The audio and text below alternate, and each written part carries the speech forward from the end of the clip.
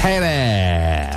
What's going on, Terry Free? Not a lot. How nice are you? to see you. Getting ready for a big January weekend or what? Absolutely. Is this it for January? No. Yes. Yeah, last weekend of January. Last weekend okay, in good. January. Wow. It is. Amazing. Month just flew by. Before you know it, it's going to be 09. It did. Happy New Year. Oh. 09's going to kick ass. Yeah. All right. Well, it's amazing how, the days go slow, but the years fly by. Anyway. Yeah. How does that work? I don't know how that makes sense, but it just seems to sound so right, doesn't it? It's true. The days go slow, but the years go fast. We got to call Father Time and see what the hell his problem is. Yeah, what's up, Father Time? Like, how many times have you said, I'll never make it through the week, the days are just crawling. Yeah. Like, where'd my life go? I know. The next thing you know, we're already at the end of January. Oh, yes, I know. And here comes the shortest month coming up. That'll be gone soon. Yeah. It's spring. Yeah. Woohoo! Midwinter break. Anyway, Wow. A little morbid. it's nice to see y'all, and let's make this last Friday of January spectacular. Oh, Because let's next do- Friday is February 1st, right? Yes. Okay. Yep. So it is the last Friday of January. It is. And the last weekend of January, as we pointed out. So I get a strange feeling, being that it's like the real gloom time of the winter season. This is really is hardcore winter. That somebody's planning something really dirty this weekend. Oh, yeah, I bet. Somebody's got some real dirty, seedy plans set for this weekend, Terry. All right. I'm not saying it to you, but if they want to call in, I if they was want seedy to. and dirty plan. If they want to call our toll-free number and get on the air early this morning, we'll allow them the anonymity. They could make up a name. They could use, they could disguise their voice if they want, and just tell us what they have in mind, what they have in store for the weekend, what kind of plans they already have set in motion, what is going to happen before it happens. All right. Somebody's got something really dirty set up, that they really shouldn't be doing, and you want to share that with us. You know the number. It's free of charge. 1-866-663-T-Man. Let me go to Nate, who's already been on the line from before we came in this morning. So I don't think he has dirty plans, but he has something to say. Yes, Nate. No dirty plans. I heard you go to the Warrior game last night, T-Man? No, but I watched it. First of all, the Nets are horrible. Vince Carter totally mails it in these days. And the Warriors, they start 0-7 or what? Oh, What was that? They started 0-7, then they got Steven Jackson back, and that's when it all turned around. That's what everyone points at. They were 0-7, and that was all without Steven Jackson. It's not like Steven Jackson has this overwhelming wealth of talent. I know you're a very true aficionado of the NBA, Terry, so you can confirm that. Oh, yeah, Steven I'm Jackson doesn't confirming. have this unbelievable level of basketball skill. He's just a winner. The guy comes and he gets on the court and he just breeds confidence for the rest of the team, and the guy is just a winner. Woo-hoo. And any team in any sport that can have a guy like that is going to be doing themselves a good service. Right. You agree, Nate? You don't see Steven Jackson coming on the court and taking over basketball games, right? No, but He doesn't get on the floor and take over the game, and he's not unstoppable at any point. He doesn't blow you away with his talent level. He's just a winner. he is a winner. I don't know. I think it was something about the chemistry where they didn't have all five of their main guys that got him going when they started 0-7, but he got out there. I don't know what it was about him. He turned it around for him. Yep, and it's not like we didn't know that already. It's not like this proved it. They started 0-7, and then all of a sudden they turn it on, and now they got like a 8 games over 500 record, and obviously heading back to the playoffs. But everyone even knew before the season started that Steven Jackson has that unbelievable level of intangibles that he brings, that he's just a winner. And this just put the icing on the cake for Golden State Warrior fans. Now, I was thinking of going to the game last night, but last-minute decision, I did not go, and I watched it on TV, and it's gonna sound really pussy like what I did, but I'll tell you what I did. Because I read the book, Terry, and only because I read the book, I went and saw a 5:30 showing of The Kite Runner. Oh, how was it? It was good. Was it? Yeah, it was damn good. How was it like as far... I mean, you know how sometimes books to movie doesn't translate really well, and it just sucks? I usually hate books to movies, and I can't believe I even read. But this was probably one of the best Transitions? book to movie transitions I've ever seen in my life. I've never been satisfied after reading a book and going to a movie. I mean, everyone just feels that way because you feel like all cocky because you read the book. You're like, it doesn't follow the book. I read the book. You read the book. Oh, you didn't read the book? The book's you have to read better. the book. It's not the movie so cheap. This is gross. Oh my gosh, look how they cut out there. And I read the book. You're trying to impress everyone. Right. But this was actually probably the best one I've ever seen as far as book-to-movie transitions. And, I mean, if you're totally just an action freak or you're not into dialogue movies, you're probably not going to be able to sit through this thing. But maybe it's because I read the book, Terry. Yeah. That sounds really serious, that book and that movie. Yeah, it does. I mean, really serious. Yeah, very. Pretty intense. But I think it ain't no Juno. No, it's no Juno. And if you're cool with just chilling in your chair for 2 hours, which I'm rarely able to do, you know that about me, Terry. Yes. But maybe it's because I read the book. Yeah, probably so. If you're just committed and you're totally just ready and prepared to be just sitting there without feeling any kind of real hardcore action or anything like that, and you just get yourself involved in it, you're gonna love it. Oh, so anyway. Okay. All right, good. And then afterwards, I went to the little bar scene and watched the game and we yes. Good. But who's got something dirty for the weekend? Oh. That's what I want to know. Yeah. Phil has something dirty? You got something dirty going on this weekend, Philly? Philly? Hello? Philly? Ew, give us dirt. Philly and Stanwood. Philly? Hey, what's up, T? What's up, Philly? Hey, man, I ain't got nothing dirty. I ain't gonna lie. Philly! Jeez, hang up on him now. Philly, why'd you even call in, Philly? Hey, man, I got to confirm my bet with you, man. I put $500 and the 12 points with the Giants. Is that Philly. a good bet? Philly, who are you making this bet with, Philly? Yeah. You making it with an online little site like Bet on Sports or one of those deals or what? What's that? You doing it with Bookmaker or sportsbook.com, Bet on Sports? Who you making this bet with? No. I got a friend down in Vegas that laid the bet for me. He fronted the money for me. Wow. Mm-hmm. So you're really doing it through a legitimate casino type thing, and your friend's holding the ticket for you. Isn't it kind of late for advice if you already made the bet? What does it matter? Yeah, really. What should I do, I need a man? little extra confirmation that that's a good bet. Who'd you take? Confirmation. Sure, it's a great bet. Who'd you take? Giants in the 12. I took the 12 points in the Giants. I don't know, man. I never like taking a team when they have over a 10 or 11, 12-point spread, so I'm not saying I would take the Patriots, but I just leave this kind of game alone, man. I'm going to say you're going to wish you got it at 13.5, though, when it opened. Yeah, it opened at 14, I think, and went down to 12. So everyone's betting your side. If that makes you feel confident, everyone so far is betting on the Giants because the line has moved from 14 to 12, and that's a significant move. Well, yeah, but I mean, I'm looking at the past Super Bowls. I mean, all the Super Bowls, the three last ones, they only beat them by 3 points. I mean, I take a bet. I'm taking the Patriots, knowing that they ain't going to beat them by 7. Philly. I mean, that's my thought. Do something dirty this weekend, and don't call me back until you do, all right? All right. Okay, there you go. Thanks, Philly. I don't know.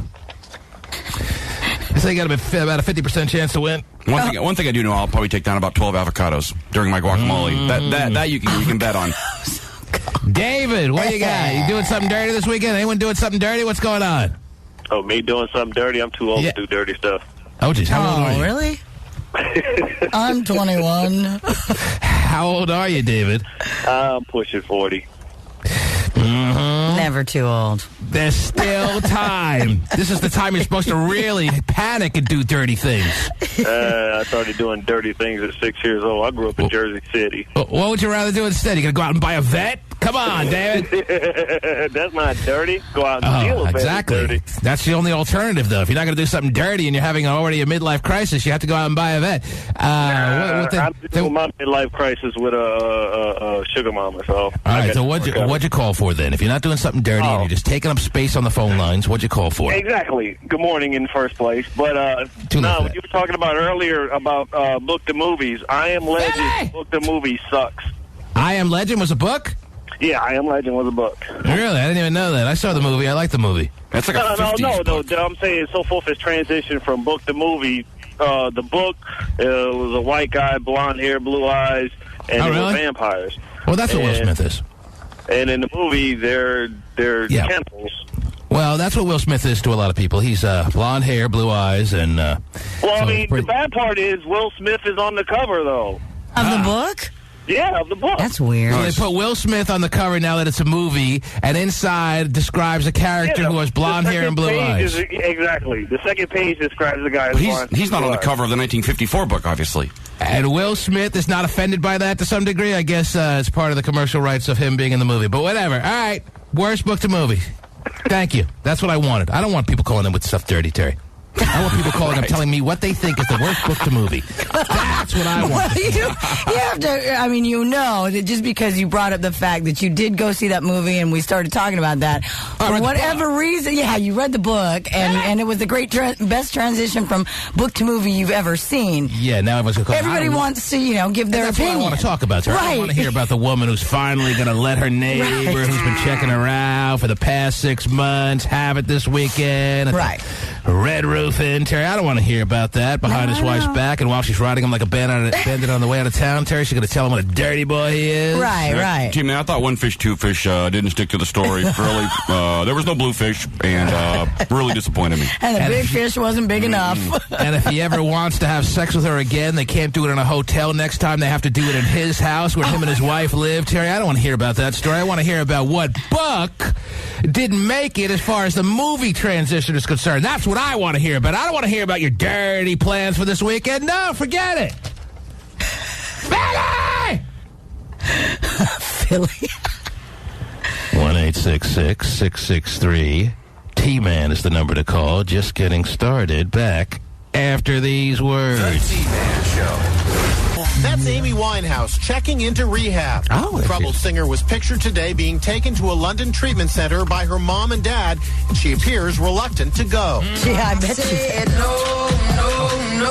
Earlier this week, she was allegedly caught on camera smoking crack cocaine. Oh, it's hot. And according to a statement from her record company, she agreed to go to rehab in preparation for next month's Grammys, where she's up for 6 awards. There you go.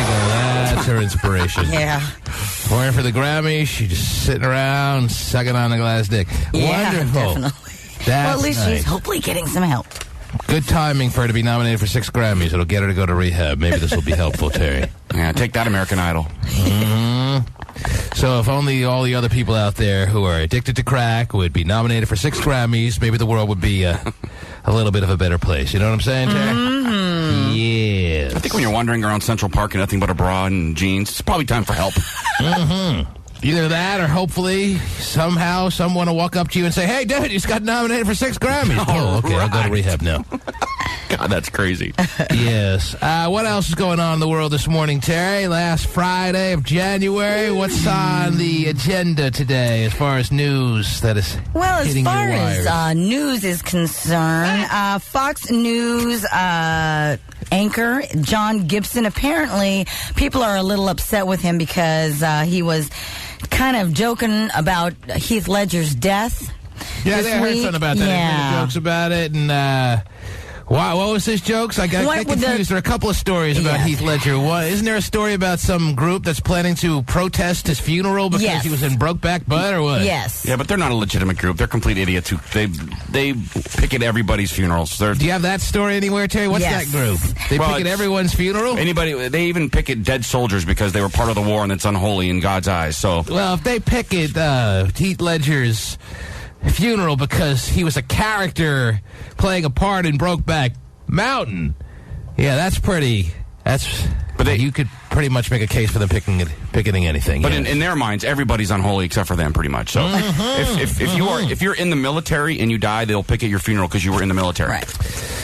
Yeah, that's a tough one. Do you have the name of the group anywhere? Or no, it doesn't really matter. Okay. Yeah, you don't want to give them credit. It's but the website is GodHatesFags.com if you really want to go. Wow. Yep, there it is. Hey, gay, go there. Oh, look at that. You saw on the guest book there, Hotshot. Wonderful. Yeah, we have a meeting this Monday if anybody wants to go. Yes. Oh, and it's your turn to bring the donuts. Anyway, gay phone operator is already on Terry Cam this morning. Don't tell me he is already. He is. Oh, please. You're going to make me go there early this morning? Yes, I am. Let me see how Terry looks this morning. Hang on. Let me see how she looks on Terry Cam. Oh, actually, it actually looks more real time maybe than ever. Oh, really? Mm-hmm. Now mine's frozen. Yeah. No, there it goes. Well, you have there to it goes. refresh, probably. Maybe you just go frozen. All right. Anyway. Maybe. Wonderful. Oh, Gay's waving to you. Do you see that? Yes, I see. Wear the same shirt every day. Anyway, what about Hot Shot? I see Hot Shot, but I don't see his face. Let me see you real quick. Yeah. We're in different studios this morning. I want to see how everyone's doing. He's got to refresh. There he is. There he goes. Okay, stand in there. Quick. Yes. I could see from even that quick that... there he is. Oh, he's It's a little slow. You look like you're not getting enough sleep there, dude. Really? Yeah. I didn't want to say anything the last couple of days, but yeah. Some of those prescription medications that has been prescribed to you very legally has maybe... I don't know. I don't want to start calling you Scott Ledger, so get some sleep. Right. All right. All right? Yeah. But who am I to talk? Anyway, this Fox guy, John Gibson, apparently on his new show, he played the Jake Gyllenhaal line of "I wish I knew how to quit you."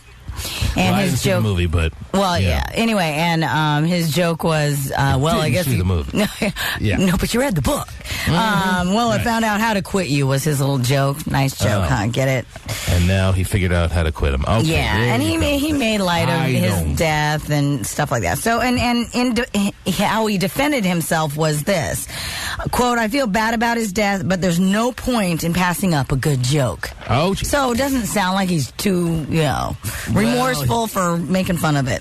I don't know who John Gibson is. I'm sure a lot of people don't, Terry. Maybe he's just trying to make a name for himself. I don't know. Maybe everyone knows him but me, for all I know. But I don't know this guy, and I don't think it's that big a deal because nobody cares about John Gibson. So, what else? What else is going on? Let me go to some phone lines. I got some dirty plans. People ready to tell us all about it. I got Paco, who's got something set up with his cousin.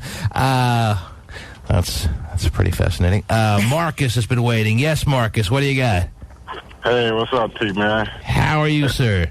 I'm doing good. Yeah, got a little plans this weekend. Something going down, menage. Menage.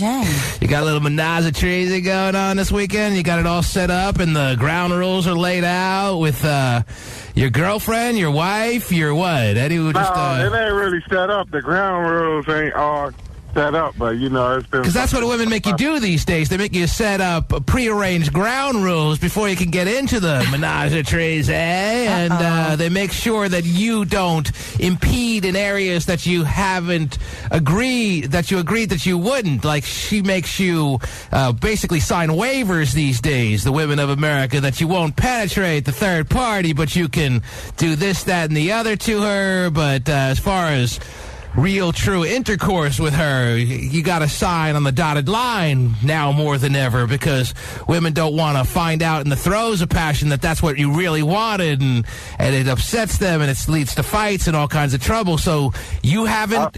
Are you doing it with your girlfriend or your wife or just a friend? Long-time girlfriend. Long-time girlfriend. First-time caller. And you live with this woman or what? Yeah. You Baby do? Mother, yeah. Uh-huh. And you're bringing in a third party that I'm assuming is a woman, right? Yeah, of course.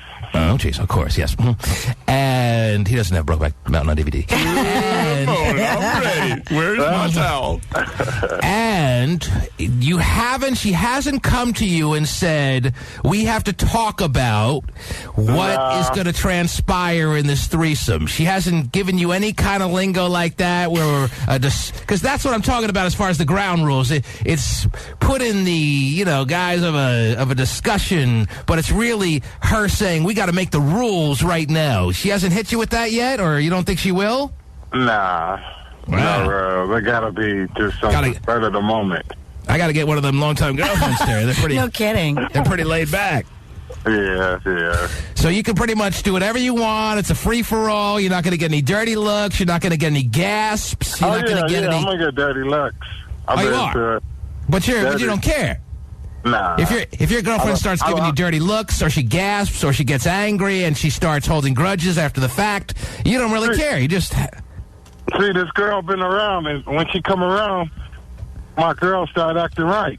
When she ain't around, then she, real disobedient, do whatever she wants. She might go out of town for, what I'm saying? Terry, don't you hate when women are disobedient? I mean, come on. Yeah. You have classes for that. You can take them to. You throw them the newspaper and they don't fetch. They don't fetch and bring it back to you. Really a pain in the ass. So what do you mean by disobedient again? I mean, you know what? Just shine your shoes good enough? What? No, you said disobedient. You did. Marcus, and Terry wants the definition. Taking a little offense to that, yeah. Don't back down on your statement. You said your woman gets disobedient. Terry wants to know what that means. Like, you know, going out. So we'll roll over and play dead? I wish. What? Say that again. Going out doing what? Going out without saying anything, you know. Oh, what? Oh, she can't. She doesn't have her own life. She can't just walk out the door. She's got to check in with you. Yeah, she can. Why? Why does she have to check in with you? Who are you? When you show up, he's the man who won't marry her. Okay, so she has even more reason to be able to just check out whenever the hell she wants. Oh, jeez. She doesn't owe you anything, dude. Oh, Marcus, it seems like you may have pushed the Terry Free hot button. Do you check in with her? Are you disobedient with her? Do you not? I mean, what's up Terry, with that? What a horrible thing to say. He's not a dog. What are you kidding? Why are you stammering? Why are you stuttering? It's misworded. It wasn't intended towards you, Terry. I know you got But it's towards a woman. And listen how you talk that way to women in general. Soapbox. Yes, I am up on my soapbox. And you can see me up on my soapbox. That's right. I forgot. Let me put on Terry cam. Wow. Hang on. I'm shaking my finger and I'm looking at this dude. And I wish he was on camera because he ticks me off. Wow. Terry, guy can't have a slip of the tongue. And Oh, it's not a slip of the tongue. I'm sure that the minute she walks in, it's like, or he starts blowing up her phone. Where you at? Why aren't you checking in? And Whatever, he's able to have dude. free reign on whatever he wants to do. Is that the kind of guy that you despise, Terry?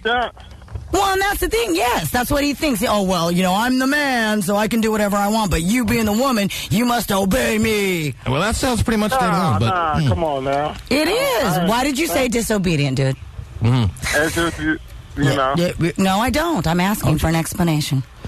I said disobedient because, you know, that was the first word that came to my mind. Obviously so, because you think, you know, that you are man and we're back in the primal stages of our life and that a woman shouldn't be her own woman. Meat. Yeah, exactly.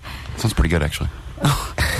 Well, I'm with all that women's lib and all that. No, you're not. Women, whatever. I'm 72. All right, back to the fun stuff, Marcus. Yeah, let me get back to the fun stuff. How well do you know this girl you're bringing in this weekend? What is it planned for tonight? Is it planned for tomorrow? What is it? Sunday afternoon action after church? What do you got planned as far as the menage a trois? When do you got a plan for tonight? Church. Probably, when do you got probably tomorrow. So you don't even really have set in stone plans. God, what do you bother me for? Man, it doesn't even have it worked out. I know he doesn't. It's not going to happen. He's dreaming. Yeah, you think that'd be something you'd want to have on the books? Yeah, but his wife's being all disobedient. Not even his wife. I mean, his girlfriend. She's probably stepping out doing her own menage without him. So do you think women are more likely to make this happen if they don't have a ring? I mean, they're more try to make the team a little harder, or no? I think women who are more than willing to hang out with a guy for like 7 or more years without really nagging him into making him marry her. They're pretty relaxed. They're pretty laid back. They're pretty much accommodating in those kind of requests to have menage a trois and then some. So I think the answer you're looking for is a yes. Paco. Paco, you're on the air. How you doing? Where are you right now in the 541 area code? I'm not familiar with many of those cities. Where are you calling from? That's from Oregon. Okay, but what city? Oregon's a pretty big place. Big enough to check. I'm actually in Seattle. Oh, okay, but where? All right, but you're calling from a 541 area code. Whatever. What can I do for you, sir? Well, you were talking about 30 things, and I was just kind of wondering, well, my thing is I'm trying to get my girlfriend and my cousin together. Now your cousin's a guy or what? Nah, step cousin's a girl. Oh, so you're trying to get is this also a menage a trois potential situation? You, your girlfriend, and your cousin, or what? Yeah, but my girlfriend doesn't want none of that. So you want to have a threesome, but you want to have it with your cousin? Who's a guy, right? No, it's a girl. Oh, the girl's okay.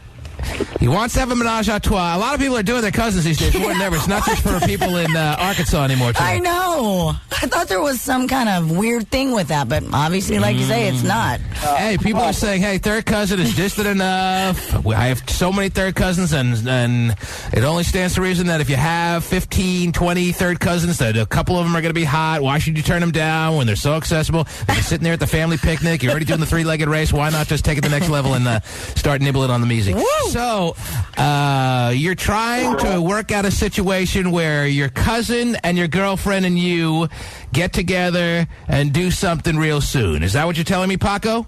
Exactly. And you think you may have that set up for this weekend, or you're not sure?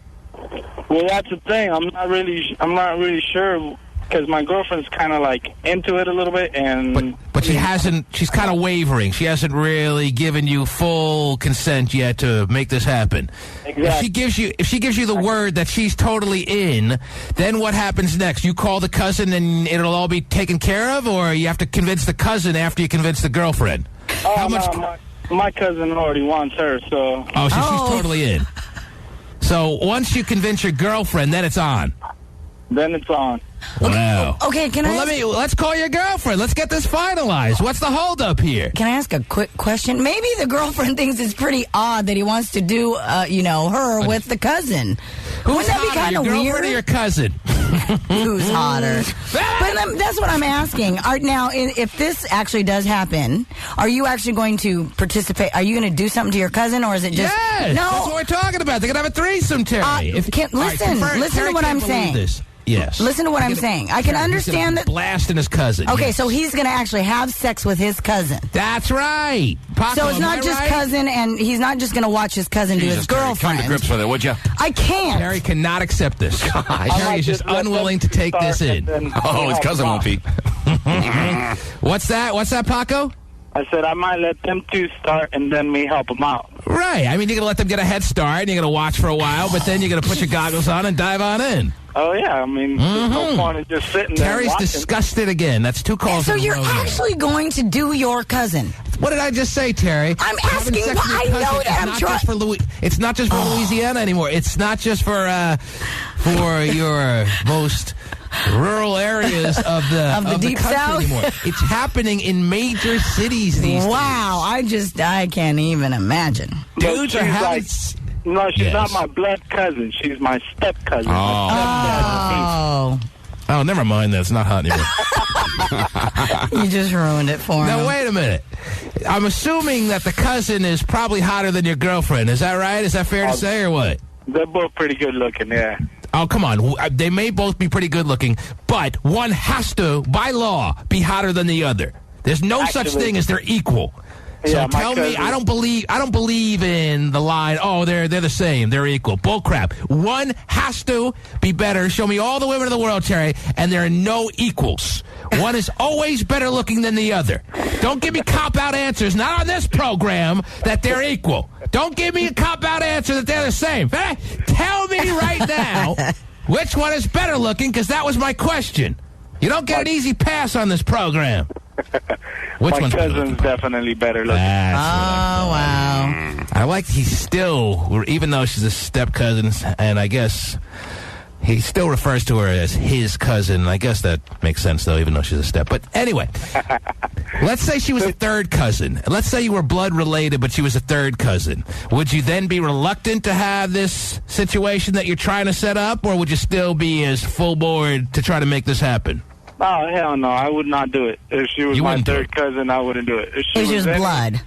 Any blood. So I'm telling you, Terry, I'm reading all about it lately. I'm reading it about blogs online, and people are having sex with their third cousins, not just in your typical states anymore these days. Okay. And no one's talking about this. It's happening, not to say that it's completely mainstream. Don't get me wrong. We're probably still a good 10, 20 years away from that. But it's branching out more to areas of the country that you'd be surprised. Okay. Now, I, for one, don't have any hot third cousins. Well, I was just going to ask you. And even if I did, I don't think I could really pull it off. But I am totally fascinated by the fact that I recognize that this is spreading out far and wide across the country. But Paco doesn't sound like he's ready for it either. But his step-cousin, it's on. So we have to nail down, so to speak, your girlfriend now. Is that right? Exactly. Do you want to give me her number? We'll call her on the air. We'll try to pin her down. Oh, wow. No, She's at you're work afraid. already. What does she do? She works at McDonald's. Really? Well, let's give her a call. Wow. She can take a little break, can't she? Oh, she deserves a break today. Yeah, she. So you want to give her the Canadian bacon, huh? Jeez. The special You sauce. want to give her the sausage with egg? Wow. Oh, that's your girlfriend. You probably give it to her all the time. Wow. Anyway. Well, all right. If you don't want me to call her, whatever. I could have made this happen in a matter of 5 minutes for you. But if you're thinking like you got the momentum working right and you don't want to screw anything up and you're fearful of me getting on the phone with her, I can understand, I guess. I don't want to push too hard. Even though, that's what she wants, though. I can understand, I guess, from your perspective, you feeling a little reluctant, although the reality is, if she was on the phone, you'd be having that situation happen this weekend. But good luck doing it on your own and report back to us and let us know how it works out, all right? All right, thanks. There he goes. It's Paco, Terry. Yes, that is Paco. Trying to get it done. His step-cousin, who's a little bit hotter than his girlfriend. They could be making it happen before the weekend's out, Terry. Yeah. You got any step-cousins, Terry, or? No.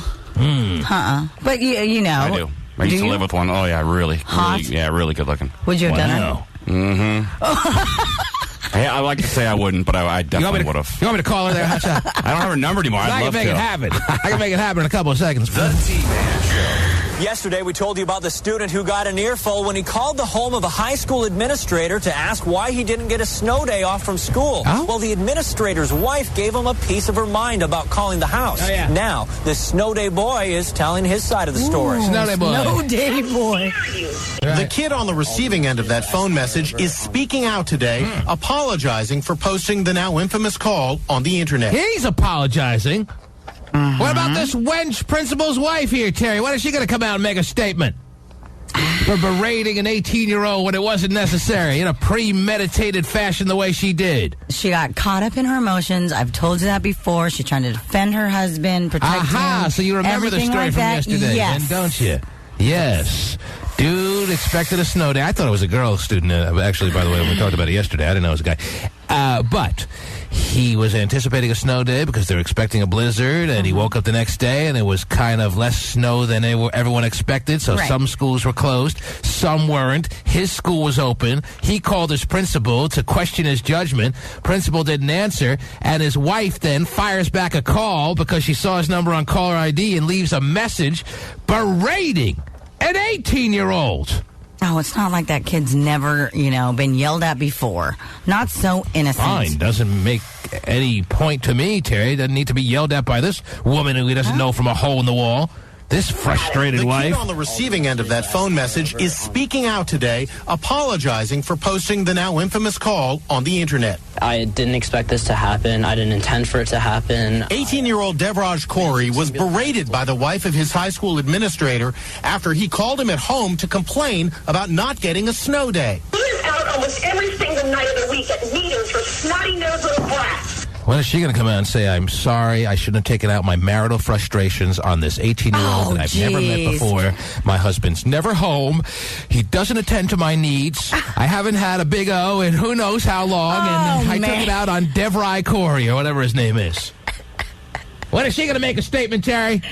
I can't believe this kid apologized. After he called him at home to complain about not getting a snow day. He is out almost every single night of the week at meetings for snotty-nosed little brats. The straight-A student from Virginia. You just picture her roast beef arms in the wind there when she's screaming at him on his voicemail.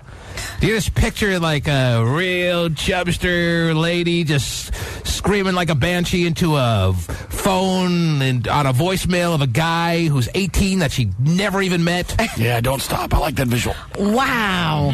He is out almost every single night of the week at meetings for snotty-nosed little brats. The straight-A student from Virginia. Isn't it nice to know that the wife of the principal sees all the kids in the school as snotty-nosed little brats, Terry? When is the principal and his wife going to make a statement on whether that is actually the way they feel about the kids or not? Because I don't know if I want any dude who sees children as snotty-nosed brats to be principaling my kids. I'm sure most people who work in that field feel that way. So I'm sure. I hate to break it to you. Yeah. The reality is quite the fact. You're supposed to keep it nestled up deep inside so nobody knows. Sometimes you can't. Sometimes you can't. It's a snow day. He is out almost every single night of the week at meetings for snotty-nosed little brats. The straight-A student from Virginia posted the phone message on the internet, leading to a barrage of harassing prank calls. He's the one who posted it. Good for him. And check this out. Some creative types have even added animation to the now notorious that always happens. They always do that. And don't you ever call here again. Yeah, I don't think that one's going to work for radio. But anyway, I don't know what animated character is. Have you seen it on YouTube or anything like that? I have not. I haven't, but I'm sure I can find it. Oh, hot shots going there. That's a funny idea. What animated character best resembles the way this lady probably looks based on the way she was screaming like a raving lunatic? Miss Piggy, if that's what you're thinking there. That's a good one, Terry. If you want to go old school like that, Miss Piggy's never a bad choice. Kermit! Yes, not bad. Definitely not Betty Boop, I'll tell you that right now.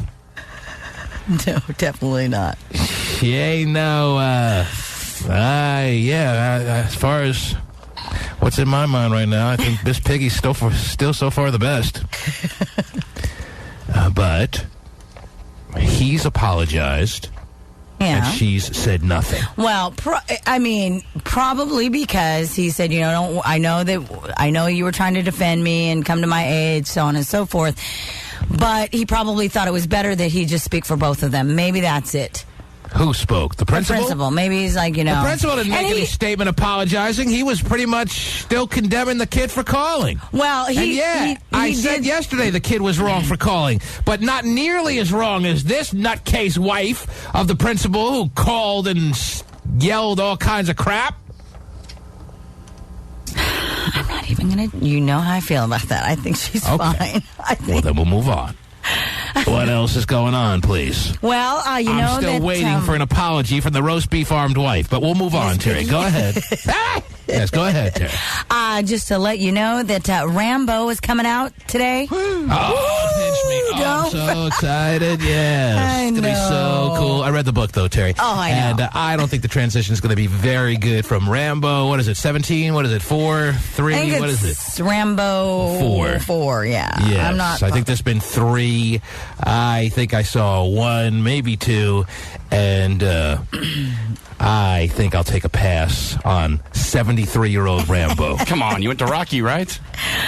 I'm just going to be worried the whole movie that he's going to break his hip. I went to Rocky, and that was pretty much all I needed to see as far as Sylvester Stallone these days with his HGH running through his system. And well, you know what? He came out and defended that whole HGH thing when he... he's not on human growth hormone? Well, no, this is Nobody his quote. is, Terry. Well, he says HGH it exists, is but nothing. Nobody's on it. He claims that it's nothing, and anyone who calls it a steroid is grossly misinformed. Well, I don't necessarily disagree with that. I think everyone is trying to lump too much of the steroid, old school steroids into this clear and the cream and the HGHs of today. I don't think they are the same. I don't know how anabolic steroids and the HGH availability that's out there today got all lumped together as one. He actually has a good point there. Yeah, well, and he's also claiming that testosterone, to me, is so important for a sense of well-being when you get older. So, because it was the HGH and testosterone, I guess, that he got all busted for. HGH is a protein. It's different. It's a protein hormone. Right. And steroids is like testosterone, artificial testosterone. The anabolic steroids of yesterday look completely different than the way people look who are accused of being on steroids today, which is HGH. It's if all you got to do, as I've now mentioned a number of times, is watch the ESPN Classic Gladiators and see how these dudes looked in the 80s with their tiny little raisin testicles and their huge, unbelievable muscle and fitness cover bodies, Terry. Yeah, that was real old school anabolic steroids. That was the hardcore stuff. That was the stuff that got you bald in a week. Right. That was the stuff that shriveled up your testicles in a month. But it wasn't one last good month. Okay. Anyway, So Rambo 3 opens, or whatever it's called. Rambo.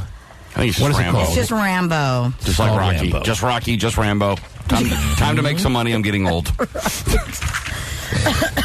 It beats a 401k, it should be called. Okay. Yeah, definitely. All right, we're all excited about that. So What there you else? go. Also, let me go to Roy's been waiting a while. Yes, Roy's got some dirty plans this weekend. Let's hear about Roy's dirty plans in San Francisco. Yes, Roy. 1-866-663-T-Man. We'll be taking a lot of calls all through the day. It is a Friday, last Friday of January. Believe it or not, the month has already flown by, Terry. I know. Better start making your New Year's resolutions for 09 pretty quick.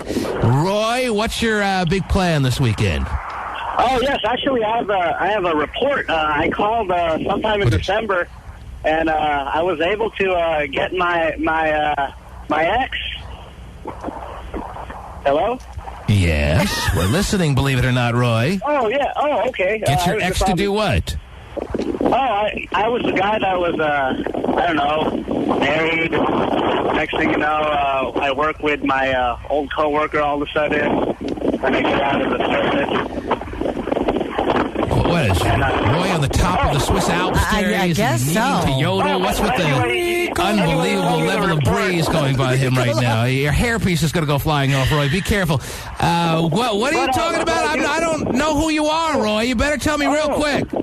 Oh, well, I don't know, sometime in December you had, another show. You were like, hey, anybody call up if they want to do, like, a good friend or something like that. And I called up, and I was like, yeah, she was kind of like a good friend. And yeah, you said if I could put a timeline on it. And I was like, yeah, definitely before the new year.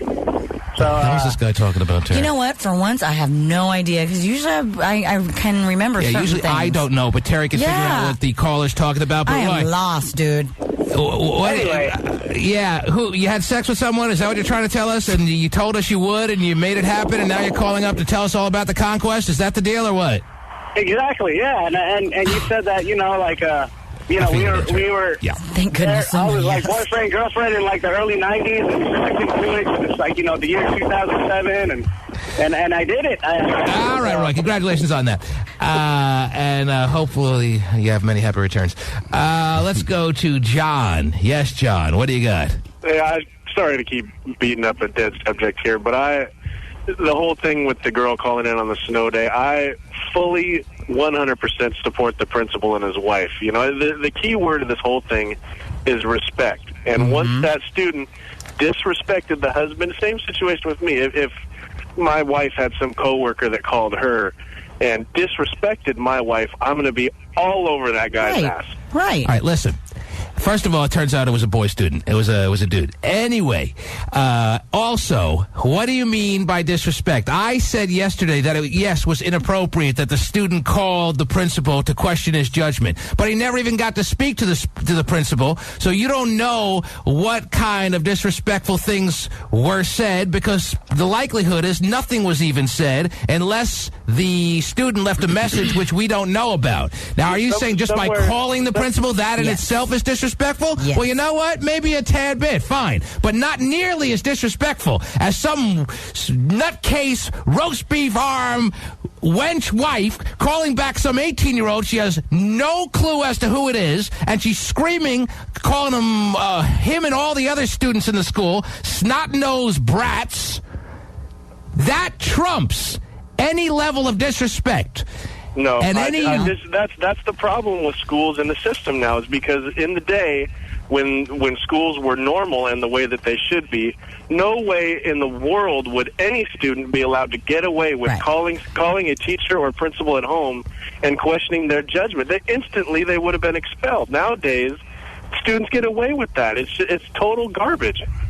Well, I like to live in a world where the principal isn't some figure that you never know of. I think it's actually progress that principals and even teachers have become more accessible, and you can email them and you can instant message them, as long as they don't take it to the level where they're screwing 14-year-olds in the back seats of the car while the cousin is driving. That is actually progress as far as I see it. I think there should be a tighter relationship between principals and teachers and their students, as long as it doesn't get inappropriate.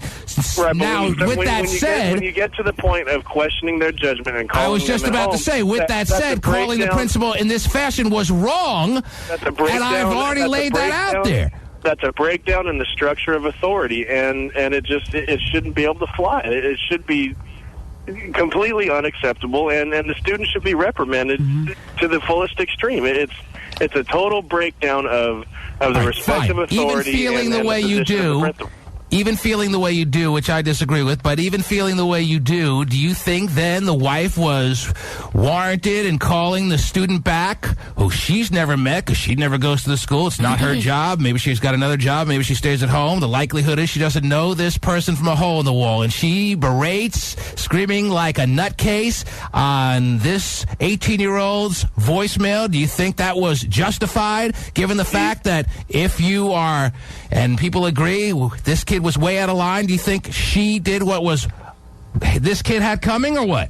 The only minute aspect of that wife's phone call that was wrong was when she called him snot-nosed brats, because that's turning around and disrespecting her back. But calling him at all was the mistake. Picking up the phone, dialing the number that she saw on the caller ID was her first mistake, and then she piled on many others when she took that tone and when she called them snot-nosed brats, and all the things piled up into becoming a much worse situation than the 18-year-old that called the principal and questioned the judgment.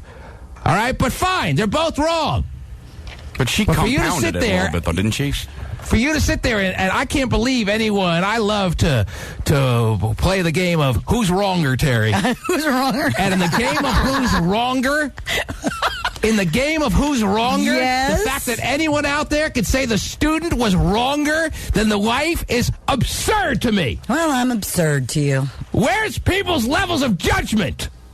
You need me, people, to figure out who's wronger in this world, because only I know, apparently. It's not even close. It's not even a competition in the game of who's wronger as far as which one the wronger one is in this circumstance. Not even close. You kind of expect stupid stuff from 18-year-olds. You don't expect that from a grown adult, so I kind of agree with you. Chris, you're on the air. Yes, Chris. Hello? Go ahead, Chris. You're on the air. Yeah, that's all because I am pissed at Terry. Oh, jeez. Really? What else is new? I know. You got this nonchalant attitude about everything you do and how women are better than everything, and you come to defend women all the time.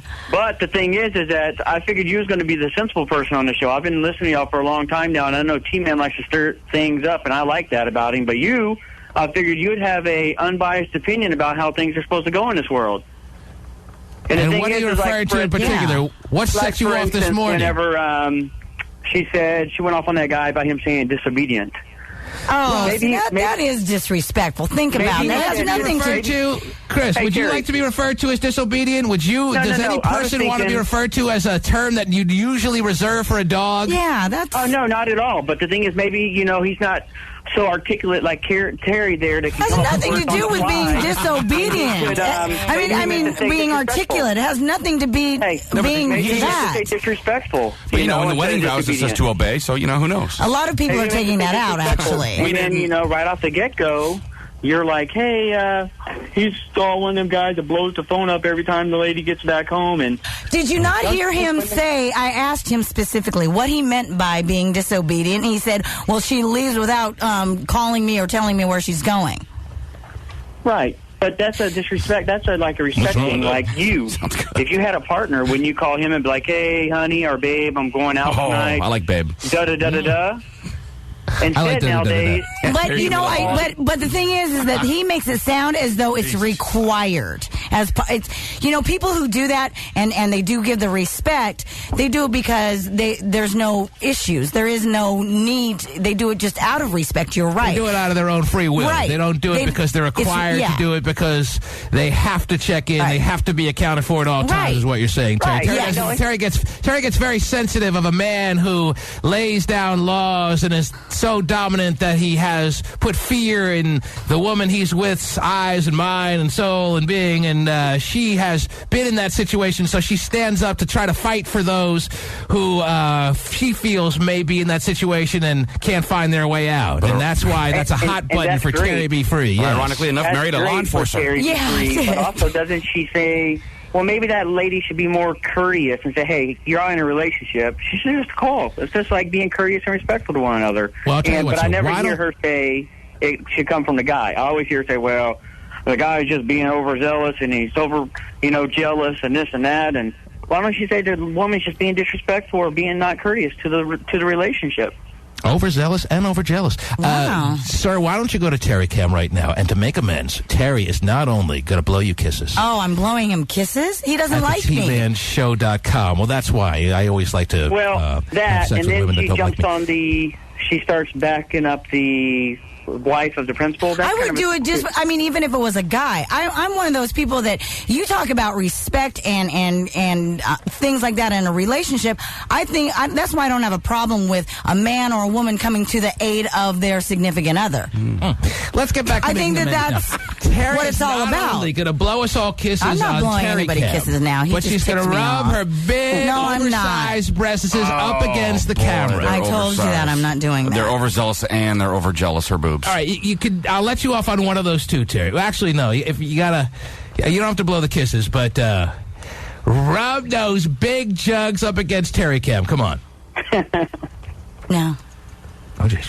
She doesn't obey come on, Terry, men. just do it once. Oh, see, now you want to see my boobs, dude. Get off the phone. Go away. I don't even know what you look like. Guys are always dirty. There you go. Yeah, he is dirty. If you found out you'd want her, dude. You'd want her to be so obedient. Oh, it'd be unbelievable. Somebody just asked Hot Shot if they want it. They're about to hit a blunt, and they just asked Hot Shot if he wants one. That's funny. Yes. I have to operate heavy machinery later, so I can't do that. Terry Cam is already paying off big dividends. Yes, indeed. 1-866-663-T-Man. Let me go to Mike real quick. He had a bachelor party last night he wants to tell us about. I know I'm falling way behind. I'll make up the time later. Yes, Mike, go ahead. How you doing, T-Man? Long-time listener. I need to get your opinion on something. We had a bachelor's party for my friend. 3 strippers set up. Guys flew in from Hawaii, Florida, and one of the guys, Chris, brought his 2 kids to the house. A 7- and an 8-year-old, one of them being a girl. All right. And what's your question? Was that appropriate? Why didn't he leave him home? It was a bachelor party. What the hell is he doing bringing his kids? Yeah. Well, maybe he wanted to participate in all the festivities, but he doesn't have any place to put his kids. You know, daycare doesn't really take your kids for 6-day overnight situations. So maybe he should have told you up front that I can't come to the bachelor party unless I bring my kids, in which case you would have shot that down and said, oh, we'll just send you a video. But he didn't do that, and he surprised you by showing up with his kids. Is that right? Yes, sir. All right, well, I'm sure it didn't really make you tone things down, did it? Kids just got an early education. Wonderful. There you go. Hand them a diploma. Very nice. You got all quiet now, Terry. Well, I think that that's a little wrong, and I don't know what the dude was thinking, so... No, I think... no, I'm not talking about that call anymore. I'm talking about the call before that. I think that guy, and you're realizing now, put you in your place. Oh, yeah, really put... Yes. Yes, sir, I will be so obedient, sir. Oh, jeez. You really did kind of overreact when the guy... Fine, yes, it's a little bit of an unnecessary derogatory slip of the tongue that he had there. And you know what Freud once said, Terry, and I'm good friends with him. He said there are no such things as slips of the tongue, that everything that comes out of your mouth is truly intended. So, yeah, there's that aspect as well. But the level to which you got bent out of shape and went after that guy for calling his girlfriend disobedient was a little over the top. stop, soapbox Terry. And maybe you just got to control yourself a little more and put your fangs away and just take a pill. What do you think? Nah. Okay. We know Terry's not into taking pills. Hi, Vinnie. Hi, Vinnie. How you doing, sweetie? Wow. Local LA Petco. Aren't the paparazzi very cordial these days? Yeah. They're all hoping to hook up like the dude she's with now. Because she made it clear that she's more than willing to have intercourse with the right paparazzi little dude there, Terry. The boyfriend she's got right now used to chase her around with a camera. Good strategy. Now they're all calling her sweetie. I know. Can I be next, please? Hi, Vinnie. How you doing, sweetie? Headed to a local LA Petco. Massive paparazzi entourage in tow. Oh, I love Petco. That's where she was stopping in yesterday. Once she and another brand new assistant headed inside, Britt decided she didn't like the looks of the situation. I don't like this. And hightailed it back to her. I can totally relate. So many times I go in Petco, Terry, and it's so whack, I just have to leave. You know what I'm saying? Oh, man, these jerky treats for dogs are so stupid. Oh, it just smells like a hamster in here. My gosh. Yes, and it does. all the fish are like dead, so I think I just might as well go. This place sucks. I'm out of here. Weak. What can happen at I don't know. at Petco? I don't know. Maybe too many paparazzi. But it's interesting that she'll be more than happy to get food for her dogs, but could give a rat's butt about her kids. Well, you got to buy the whole rat, Terry. Yeah. Anyway, all right. So she had a big problem at the Petco, and now my computer here froze up. But that's all right. So I can't play the rest of that. But whatever. You got the gist of it. Right. What else is going on in the world, Terry? Be free. That's on your pile of stuff, please. Well, I got a story here about a woman in Georgia who got arrested after robbing a bank while waiting for her getaway car, which just happened to be a bus. She was arrested at a bus stop. Oh, okay. So she didn't really have a getaway car. Just trying to be cute, is that right? Yeah, she didn't really have the robbery planned out as well as some of the masterminds of the world. She was trying to make her day continue on via the bus, and they pretty much caught her sitting on the bench there. If only it had been on time, she would have made a clean break and been able to live off that stolen money for a long time. But the bus driver is always late, isn't he? Always. Always. People just staring down the road, just dying for a glimpse of a bus. Hurry up, hurry up. That distraught stare all the time. Please so don't be lady, did she have a piece on her? Did she rob the bank with a gun? What'd she use? That's the interesting thing. She actually did not even show a weapon when she robbed this bank. She was able to rob a bank without a weapon? Yes. Who the hell in banks these days is just giving over cash? You got to show me a weapon. If I'm working at the bank, I'm like, oh, come on, show me something now, Grandma, please. But now you shouldn't have anything? No. All you need is a note? I guess so. That seems pretty convenient. Yeah, what if you just go in and say, I'll take 10 grand? They go, no. And say, okay, I'm out. Never mind. I mean, you got to try, right? They're just handing the money over. Yeah, she went in, apparently, and demanded the money and got it without even showing a weapon. The demand is part of the bank robbery situation, but then you also have to brandish some kind of weapon to put some kind of fear in the teller, I would think, Terry. Nope. Or is that just the way it is these days? A note is sufficient. I guess Actually, so. I don't have a note, but I have a note from my mom. Oh, okay, yeah. Then you have permission to steal money. That's fine. Okay, there you hopefully that'll be okay, and you'll hand me over the $70 million. $70 million. My gosh. I know.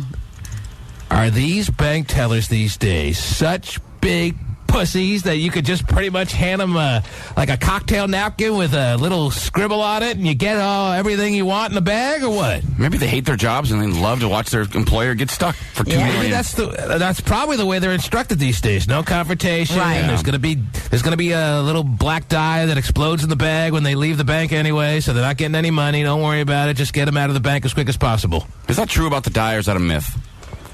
No, it's true. It's true in some banks, yeah. In some circumstances, they're able to put a little bit of exploding dye in there quick enough. But if you have a pistol, you're on to them, and they pretty much will probably omit the dye in those situations. I don't know, but I haven't robbed a bank in a long time. But I mean, wow. Yeah. This lady walked in and she was able to leave with money without even a weapon and then got caught at the bus stop. Yep, waiting bank for her. robberies aren't as sophisticated as they used to be. It's not like the Old West anymore, is it? Hit the gas, Sam. It's a bus. It goes slow. Jesse frickin' James rolling over in his grave, and this lady's waiting for the 4 o'clock bus. And it's with late. With the money she stole while she's knitting on the bench there, waiting for the 4 o'clock with her newfound money that she robbed without even a gun. Yeah. Well, I would show you a gun, but I just had my nails done. So just put all the money in the bag and let me move on with my day. I'm going to miss the bus if you don't hurry up. Come on. You see what the problem was? They probably took too long, and she missed the 3:30, Terry. Yeah. And then some. They tried to get her open up a free checking account, and that took so long that she missed her 3:30 bus, and that's why she was caught. What a shame. Yeah, opening up a new checking account will take forever, by the way. Yeah, it does. We still have separate accounts. Are you lazy to go do that? Because you have to do it So together. I know it'll take 4 hours. I'm out. Yes. Lady, I know you just robbed me, but I work on commission here, and if you open up a free checking account, I get $10 extra on my paycheck. So could you please fill out this paperwork? Wonderful. All right, what city did that happen in, Terry? It happened in, let's see, where is it? It doesn't matter. No, in Sandy Springs, Georgia. Oh, Sandy Springs, my favorite. Don't worry about it now. No biggie. Don't worry about it. Everything's cool. Yes. What else? What else is going on? Well, T, I just wanted to let you know that on Wednesday, January 30th, it's the first annual International Delete Your MySpace Page Day. Wednesday, January. That'd be this Wednesday. Yep. The first annual delete your... Why would you want to delete your MySpace page? What's the big need for deleting MySpace pages? If anything, it should be... at least let's make Tuesday put all your naked pictures on MySpace page if you're just going to delete it on Wednesday, and just obviously you can go out with a bang or in some kind of style. Why? What is this all about? A couple of bloggers got together and deemed that, Wednesday would be that day. And basically it's kind of it's a great excuse for those who are kind of addicted or feel that they might be a little too addicted to MySpace to delete their MySpace page. You know what? In the world of addictions, this is the one you really don't have to worry about if you're addicted to MySpace. Okay, I'll delete my MySpace and I'll go back on meth. This is gaining momentum, this delete my MySpace page for Wednesday? Yes, because too many people are addicted to their MySpace. So a lot of folks out there, a lot of dudes, a lot of girls are going to plan on, in unison, wiping clean their MySpace page because they're just too devoted to it. I don't know. The word addiction is just getting too saturated now. If you're addicted to your MySpace page, fine. Is that really an addiction, though? For some people, it is. Maybe, for whatever. We've heard about people Addiction is supposed to have a real negative connotation. And if you're addicted to your MySpace page, big whoop! But if it hinders your life, and addictions don't usually, not keep you out of trouble. Addictions make trouble. Does. Well, this not one necessarily. Does. You're not going to jail. You're not, unless you're some predator on MySpace, and then we requested you delete your MySpace page on Wednesday. Well, let's start that campaign.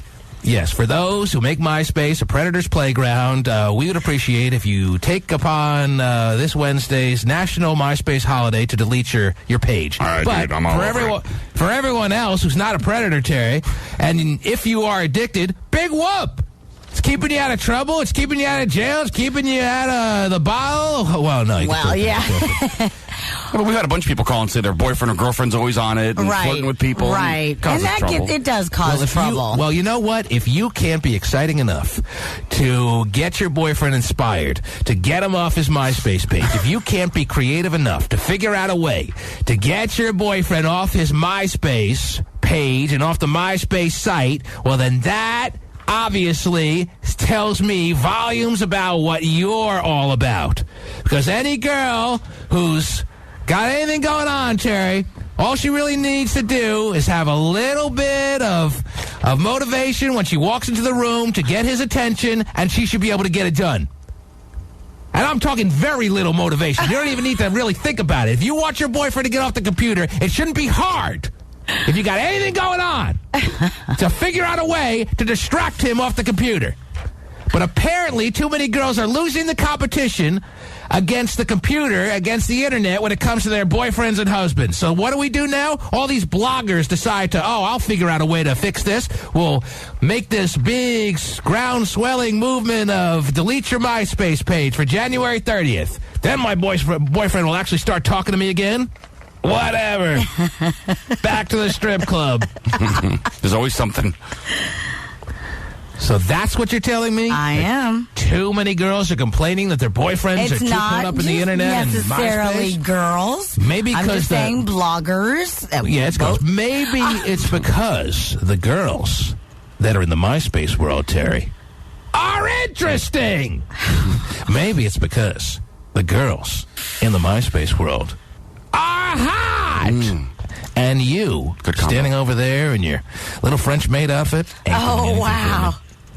Yes. And you know how French maid outfits are making a big comeback. Yeah, So, get out of my face. You're just distracting me, and I would like to stay on my MySpace page. And the thought of deleting it doesn't really make much sense to me, and I'm sure everyone else out there. So just to snub our noses at whoever thinks they're doing something so special by making Wednesday the National Delete Your MySpace Page holiday, I'm going to create 4 new pages for myself, Terry. Are you? No, you're kidding me? I don't have that kind of time. Yes, I do, but I'm not doing it. Yes, you do. Where do you spend your time, though? You really think there's going to be any serious decrease in MySpace pages because of Wednesday and these bloggers that are telling people to delete their MySpace page? Well, I think it's going to get some notice, sure. Let's say there are what? I don't know how much. Let's say there are 25 million people on MySpace. I don't even know how close that number is. Probably way off, but let's say there are 25 million people. Uh-huh. Is there any way to find out how many people are on MySpace? Not that it's necessarily that important for the hypothetical here. What kind of decrease are we talking about? A couple of thousand pages maybe at most? A couple of hundred probably more likely? Maybe even less than that? I'd say 1%. Like, that sounds pretty good. 1%? 1% of 25 million is significant. It's not going to be even close to 1%. It'll probably be about 17 people. And here you are bringing it up like it's a big news story. I have the actual number of accounts there are. As of January 2007, there are over 200 million accounts. Really? 200 close. A year ago. Yeah, but so many people have accounts that aren't active, and people just... All right, 200 million people actually have taken the time to fill out the thingy there. So it's 230,000 new people per day. Wow. Whoa. And that's as of last January, a year ago. So you can tack on about 2 million more. All right, so based on that, I said 17 people would delete their pages based on a 25 million hypothetical subscriber base. Now that I hear that it's, how many, 200 some odd million? Yes. I say the number actually jacks up now to 18 people, Terry. Wow. 18 people will delete their MySpace. I think it is going to surprise you, really, I do. Yeah, right.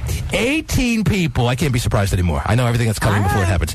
18 people will delete their MySpace page because of this huge, growing, big story that's gaining all kinds of momentum. Oh, people are just ready with their finger on the trigger. Oh, they're ready on their mouse all over the world to delete their MySpace page on Wednesday. And oh, what a refreshing feeling it'll be. People are going to just love their lives so much more. Delete their MySpace page on Wednesday, and then by Thursday at 2 a.m., they'll be back up again creating a new one. Because they'll be having terrible MySpace withdrawal. Silly. You're still not hitting me with a good reason for anyone out there to delete their MySpace page. I told you. They're addicted. Yes. All right. Now it's taken over your entire life, then delete your MySpace page. And there are people, I mean, maybe you don't know anybody. But there definitely, I believe that there are probably people out there who are totally consumed with it. Good. And they're actually having a world with friends now. Oh, yeah. Just staying on MySpace, those are what you call friends? Hey, you can meet up, you can, and hopefully we will at 3 p.m. today. You can do this, do that. Hey, MySpace is a beautiful thing. I wish they had it when I was in college. It was a few years late. You kidding me? All these dudes now at the University of whatever, Arizona, they're just all they got to do is jump on MySpace. There's people from their own dorm room building on. They could just hook up so much more conveniently and quickly. It's just unbelievable. It's the greatest thing. Man, I missed out. I could have gotten laid in college. I did. Yeah, too late. All right. National Delete Your MySpace page. I'll be taking part. Are ya? Yes. Good. It's like Hands Across America, but modern day. Wonderful. Yep. Mm-hmm. It's like when you're a kid and you get tricked into jumping in the pool first, at the same time. I know. And you look up and see him still standing on the side of the pool. No one will do it. T-Bone, you're on the air. Hello. Hey, man, what's going on, T-Man? Hey, I want to say what's up to Terry Free. Hands down, you are the finest chick on the radio show. Thank you. And, T-Man, you're the coldest, man. I've been listening to you, since you've been on radio, man. Just had need to get some advice from you, man. I'm a retired. What do you got? What's your... Well, here's the deal, man. I'm a retired pimp, man. And, you know what I'm saying? I'm about to drop my pimp hat down, and I'm about to hand it over, to soon-to-be wife, man. We about to get married. But I have one problem. I always said if I ever get married, I'm going to have one of the biggest bachelor parties, man. And when I mean bachelor party, man, I mean, like a Vegas real bachelor party, man, where, it ends with a happy ending and all that. To pull out all the stops, every stereotype as far as all the seediness of bachelor parties comes together to send you off into the marital world in grand style. That's the kind of bachelor party you've always envisioned. That's the kind you want. And I can already tell what's coming, Terry. His fiance has gotten word about what the plans are, and she's already starting to make him feel guilty about what he's planning on doing. Damn, dude. Hey, T-Man, you are bad, man. Here's a guy who likes to call himself a retired pimp, Terry. And look how he's reformed. Look how he is being molded into shape by a woman who is already infringing on his personality, his style, Terry. This is something he had planned from long before he met this woman. She should not take offense. She should not impede on his dreams, his hopes, his fantasies, Terry. Yeah, see, but here's the deal. And you're going to conform for her? T-Bone, you're going to conform for her? Is that what you're telling me? No. Here's the deal. I'm going along with it, and I basically told her if I can't have this bachelor party, then we're not going to get married. Whatever. You're going to dance all through your marriage. Are you going to dance all through your marriage? Is that what you're going to do? Are you going to be a dance guy? Are you going to dance all through your marriage, T-Bone? Because this wouldn't even be an issue. You wouldn't even be calling me if you really felt confident that, whatever, she has a problem with it, but I'm still doing what I'm doing. It wouldn't even be a situation that needs for you to call in and talk about it. Obviously, she's already impeding on who you are. Now, there should be some of that, perhaps, Terry, in a marriage, but not for T-Bone. You know what? You're right. But see, my thing is I want to know from you, if you were in my shoes, I'm not saying you used to be an ex-pimp or nothing like that, but if you were in my shoes, you know what I'm saying?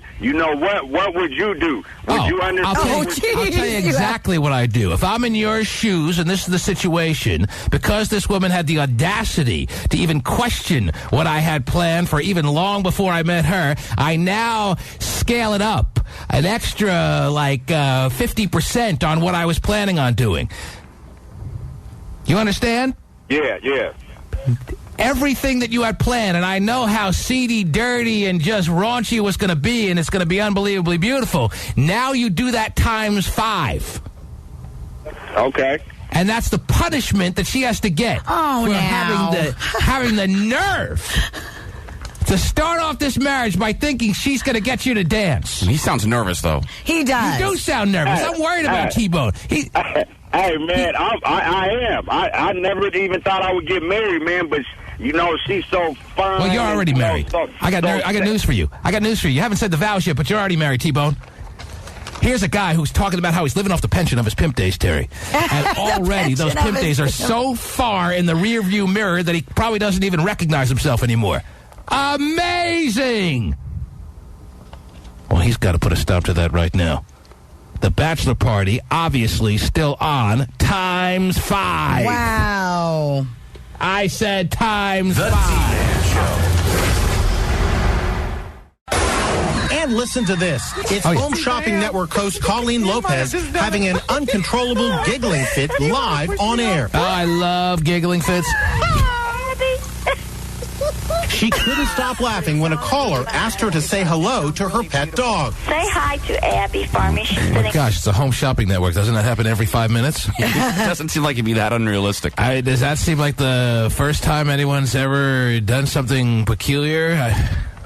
I can't believe I didn't see this live. I watched the Home Shopping Network religiously. I thought you used to TiVo it and then slam through it pretty quick. Yes, because I always like to fast forward to find the perfect brooch. But I missed this giggling fit, apparently, that happened on the Home Shopping Network. Home Shopping Network host Colleen Lopez having an uncontrollable giggling fit live on air. She couldn't stop laughing when a caller asked her to say hello to her pet dog. Say hi to Abby for me. She's sitting here with me. Hi, Abby. She's my baby dog. All about the dog. I guess she felt good, but she thought it was like a little kid, Terry, or a person. Then all of a sudden she realized she was saying hello to an animal, and I guess she just felt surprised. Maybe it didn't... I don't know what the big deal was that she...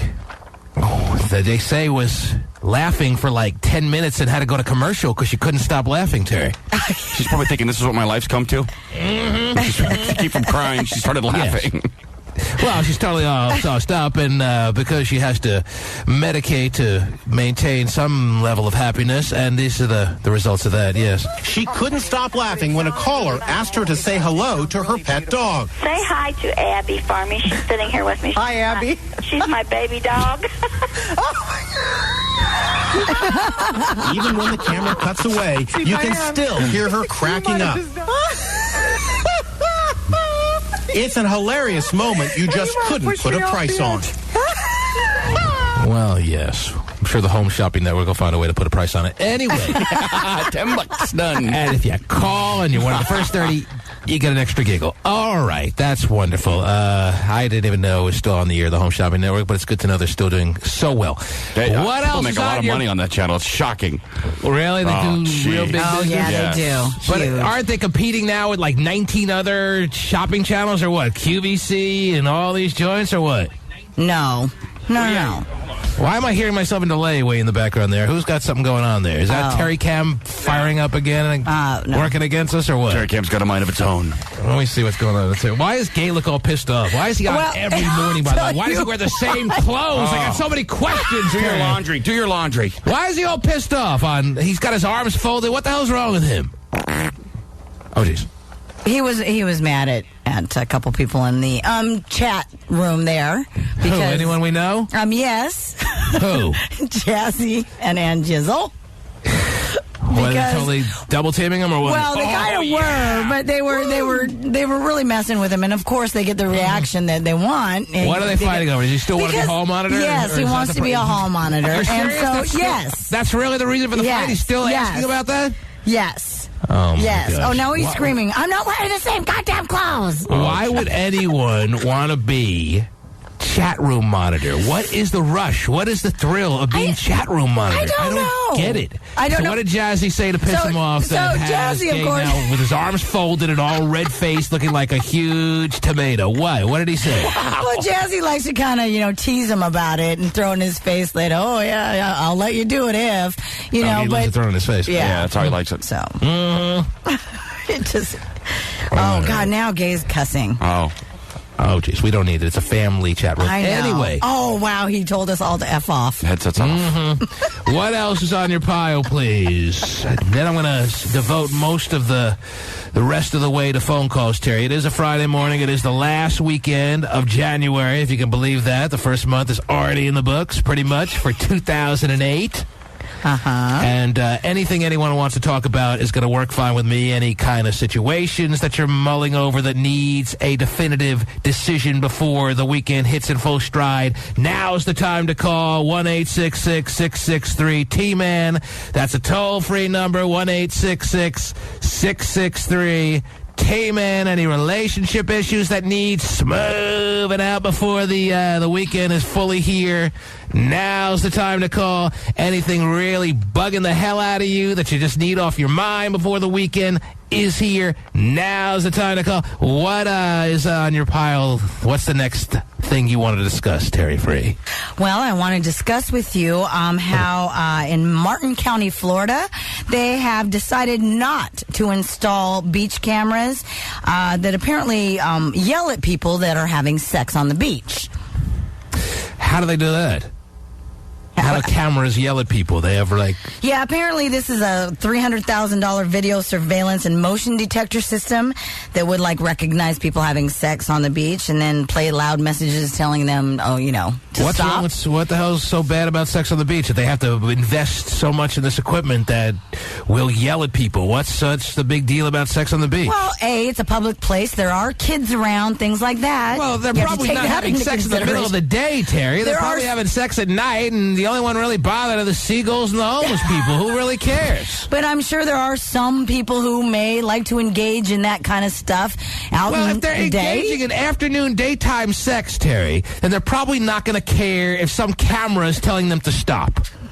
So I think it's a waste of money. I don't see what the big deal is in having sex on the beach at night, Terry. I don't see why.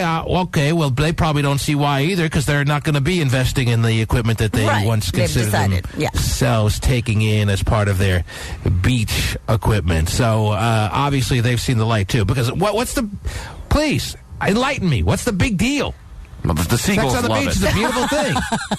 But sand and stuff? If you can make it happen on a beach, then you deserve to have sex. Yeah, the seagulls can't get a breadcrumb. They want to watch two people having bad sex, Terry. So what's the big deal? It's like everybody's dream to do it on the beach, isn't it? No. Like when you're on vacation. Do you really want the sand there? That's kind of, Get a shell wedged in your ass and you put your ear to that person's ass and you can hear the ocean. It's beautiful, Terry. Finally have an excuse to get the sand out of your VJ. There are a lot of women out there that need to get the sand out of their vaginas, Terry. A lot of men, too, by the way. Gay phone operator's one of them, Gay phone operator definitely needs to get the sand out of his vagine. He is looking a little salty today. Well, speaking of gay phone operator, by the way, most of the sex that does go on publicly on that beach is of the gay variety. Oh, yes. Now it makes sense. They're trying to rid the beach of the gays. Makes sense. Well, now I understand why they're so bothered by it, because, hey, I couldn't figure out the reason why people would be so against beach sex. They just don't like gay people on their beach, pretty much. They say, take it to the park where you belong. Yeah, go to the public restroom. Yeah, the public restroom. Mm-hmm. Go to the airport. Start tapping your toes.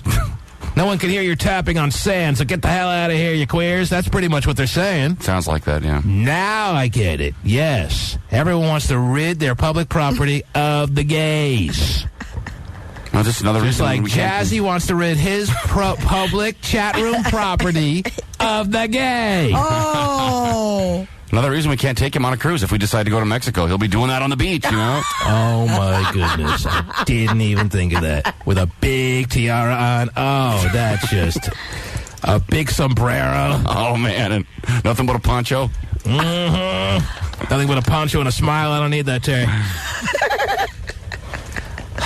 All right. Oh, jeez. Sad. Look at him. Look at his reaction. Wow. Oh, man. Oh, wow. He's cussing at you. He's not even typing. Ladies and gentlemen, I'm not sure everyone's aware, but as of this week, Terry Cam, yes, it can be found at www.thetmanshow.com. It's up and running. And one of the special features of Terry Cam is that you, if you're one of the first few people that actually have a webcam of your own, can put yourself up in the boxes next to Terry Cam and enjoy the fun, the chatting that goes on. Oh, it's beautiful. You can see Terry at all times now, not just audio-wise, but video-wise. Yes. You can watch along as you listen as Terry Free does her thing, whatever her thing is, on The T-Man Show by going to thetmanshow.com. www, don't you know, .thetmanshow.com. And there's never a moment when you can't see Terry Free. Yes, it's a radio show, but this is radio of modern days, ladies and gentlemen. Uh-huh. And Terry Free does her radio show right in your face at thetmanshow.com. And, of course, Gay Phone Operator makes sure he posts up and gets himself a spot on Terry Chem early every morning. And he has, I guess, the mindset of making sure he's a part of Terry Chem every day, which is the downside of this. But it's kind of fun on days like today when we're telling him how people out there are trying to rid the beaches of the gays, and he gets all bent out of shape, and he's told that he can't be monitor of the chat room, and he gets all upset, and I'm going to punch up Terry Cam and see just how angry he is right now. He's got just a frown going on. That is, why does he feel the need to be on here every day? Like, let somebody else have a shot, I asked him that yesterday, and he just made it clear. Oh, look at this, wherever he lives. It just look I don't know. He was adjusting his light earlier. I do keep waiting for some kind of hostage person to go sprinting across the back of the room, running around in leather or something. Somebody that escaped from his place. Give me one more good story, Terry. What else is going on? This is a crazy story. I got a story here about a woman who was working as an architect. Apparently, she was going through the ads in a newspaper and saw an ad for the company that she was working for, asking for new people to hire. Well, she thought she was going to get fired. Because they were hiring for the position that she was in. Yes. All right. So what destructive things did you do to the office? She deleted $2.5 million worth of the company files. Pictures did she leave in the break room? What? No. She did what? She deleted files? $2.5 million worth of the company files. She could have done better than that. And she deleted their MySpace accounts. Oh, she didn't even wait for Wednesday? Unbelievable. This woman was a woman with vengeance. So do you really think that on Wednesday, any of our listeners are going to hear your story that you read earlier this morning and be like, oh, yes, this is what I've been waiting for. The safety in numbers. Oh, this group effort to delete my MySpace page. I am totally in. Of course not. It's the most stupid thing you've ever read on this program, and that is saying so much. Really? Okay, so anything that I read or find from here on out, any articles, anything that will never be as stupid as... Oh, no, I didn't say that. I'm certainly thinking you could surpass. We'd never put it past you, Terry, to find something really stupid. I mean, you seem to corner the market on it. But as far as stories you've read up till now, this one surpasses them all as far as just a stupid level of... What's the point? Why does anyone need their MySpace page deleted? Well, here's, I guess I look at the call board and I see that some people may be on board. Roan in Portland. How's it going to you, man? Good morning to you. You're on the air. What can I do for you, sir? So I can't get my wife off MySpace? Not at 9. I get home and she wants to be all in her friend's business, clicking on who saw who talks to who goes out with who, etc. So is this like a fake accent, or you really think you're pulling this off, or is this legitimate? What are you going to go with here? With what now? Are you trying to pretend you're British? I'm trying to figure out what you're doing. Irish. Oh, it's not. It's not pretend. From Shannon Island, sir. You're from where? Shannon Island. San Island? Shannon. Somewhere in Ireland. Oh, God, I was like... Yeah, Staten Island. No, Shannon, Ireland. We got it. Yes. And your wife, you've been married how long? We've just been married in October, so 4 months. And she spends way too much time, in your opinion, on her MySpace page, on the MySpace site. And if she could hear about this big worldwide effort, the national holiday, first annual Delete Your MySpace page, this Wednesday, January 30th, if she would buy into that, you'd be the happiest man in the world, or something close, or what would you like her to be a part of that, or what? There's a fat chance of that happening. That's not going to happen. Why do you sound like you're from Liverpool? Our business is too important. My friends are too important to do that. No, not Liverpool, mate. I spent some time in Manchester. Does it bother you? I mean, or do you love the fact that your wife has distractions that allows you some free time? I mean, if my wife has hobbies... I'm just trying to add more onto the list because, hey, it frees me up to do some things that I want to do. You know what I'm saying? I mean, what's the big deal if your wife spends a lot of time on MySpace? Are you jealous? A little bit. We've been married for 4 months, right? That means we're supposed to be doing newlywed things, not MySpace. I don't care about what her friends are doing. I want her to be doing something with me. Oh, that's nice. The newlywed things that you want to do, is that strictly you making a reference to sex, or are there other things that are on your mind? Of course. So your wife... I wanted to take 3 months off work. Your wife, after just being married now 4 months, has already lost the interest level for sex that you have. Don't get confused. It's not no loss of interest. I just wish it was happening more. No, that's what I'm saying. But her interest level isn't where yours is at. Your interest level is way higher than hers is, and this is starting to bother you. Yeah, you got it right, I guess. Well, why should that be? Why should that be, Rowan? Why should a woman who's a newlywed, who has you, who obviously is a sexual beast, why should she have not the same capacity or interest in sex that you have? What the hell are you doing wrong? What have you turned? That's why I called you. I was hoping that you could tell me. I mean, listen to my accent. Girls listen to it at work. They ask her, "What are you doing on MySpace? Look at your husband." Oh, so you're just thinking all you need is the accent, and that's gonna be setting you in motion for the rest of time as far as women wanting you for sex? That's how do you think I got her to marry me? Maybe the accent makes you lazy. Maybe you're so counting on the accent to get all women so hyped up for sex that you've gotten lazy and you don't realize now that you suck. Whoa. Oh, that's all right. I love it to death. It's just, MySpace, please delete it on Wednesday. I'll do it for you.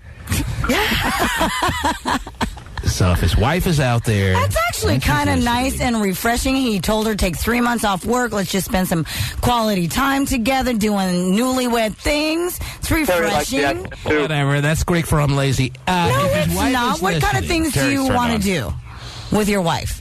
What kind of things do I want to do? I like to go see a movie once in a while. But the one thing I don't want to hear is about her friends going out, who she's seeing, who she's talking to, etc. So she doesn't want to go to. She doesn't want to go to movies with you. She doesn't want to have sex all the times that you want to have it. She wants to spend time on her MySpace page. I might be exaggerating just a bit. I mean, we do those things, but I'd like to spend a little bit more time at night. As far as I don't care about her friend's stuff. Don't tell me about it. Don't read about it. Why do you care? You're having a hard time with that. Trying to sell the accent. I'm not fully on board yet, but that's all right. Rowan, well, you sound like what? Oh, I'm sure a lot of women out there are going, oh, I wish my husband was more like that, so desperately trying to bring us closer together and do more things together. Whatever. I'm not buying it. Movie and stuff like that. I would love it. What wife? Do that. What wife doesn't want to go to movies, Terry? I'm sure that Terry likes the accent too. If your wife, he's still trying to sell. I know he is. If your wife is turning you down for movies, this does not bode well for you, Rowan. I don't know if she's turning me down for movies to watch MySpace, but you get what I mean. I mean, please delete it. I'll do it. Give me your password. So you don't like that she's all busy in other people's business and not paying attention to you guys? No. I think that's what it's more about. I think that's what it's more about. I could give a crap less about it. I mean, I don't want to get my friends. I don't want her to know about it. I mean, she's clicking on her friend's MySpace page. Oh, look what she did. I don't give a crap about that.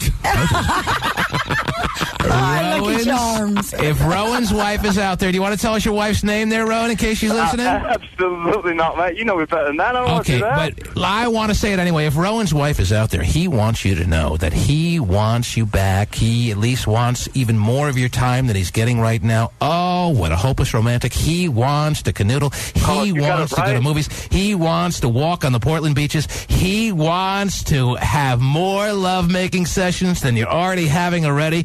He wants that much more of a wife. He wants to put a capital W on the word wife. That's what Rowan wants, and isn't that sweet, Terry? It is. If you could see the arse on this woman, you'd want it too? The arse. If you could see the arse, T-Man.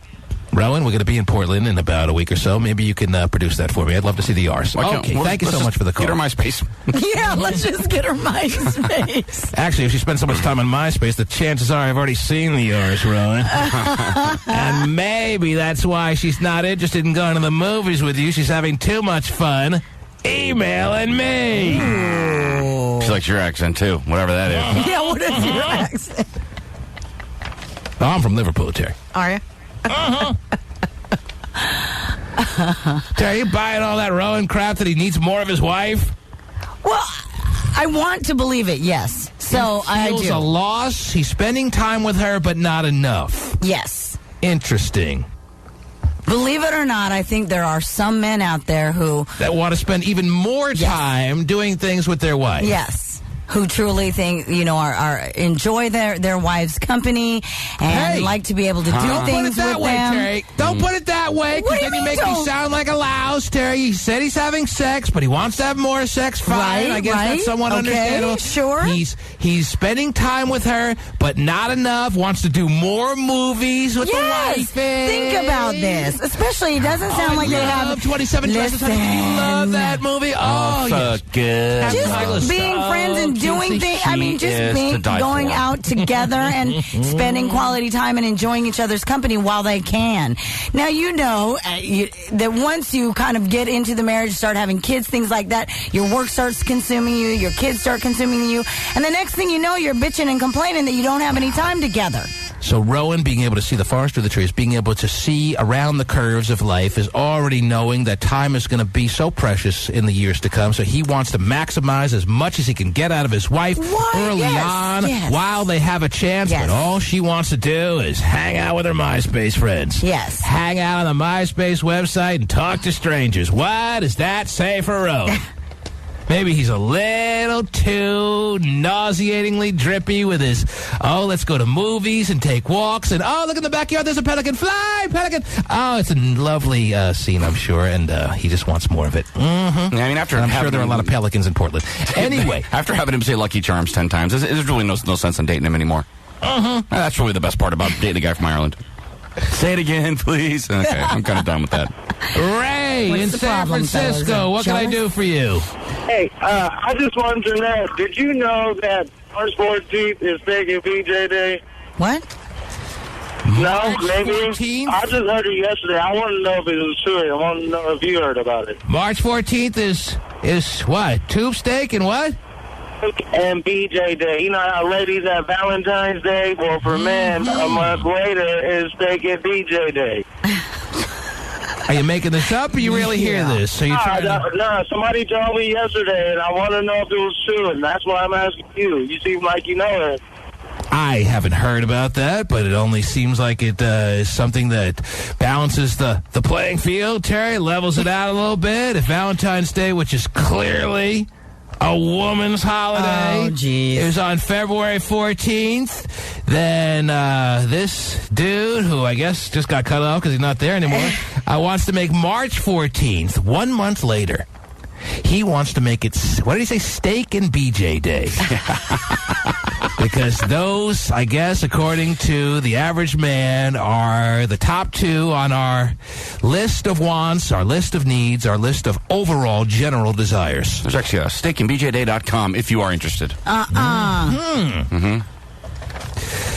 Now, the BJ, I could certainly say that if there was a national little holiday where we were required by our girlfriends, our wives, our office assistants, whoever, little interns, if there was a day that it was required of them to give the men, because it is the holiday that they appreciate, blowjobs, that would be a special day. But I'm not so sure I need the steak.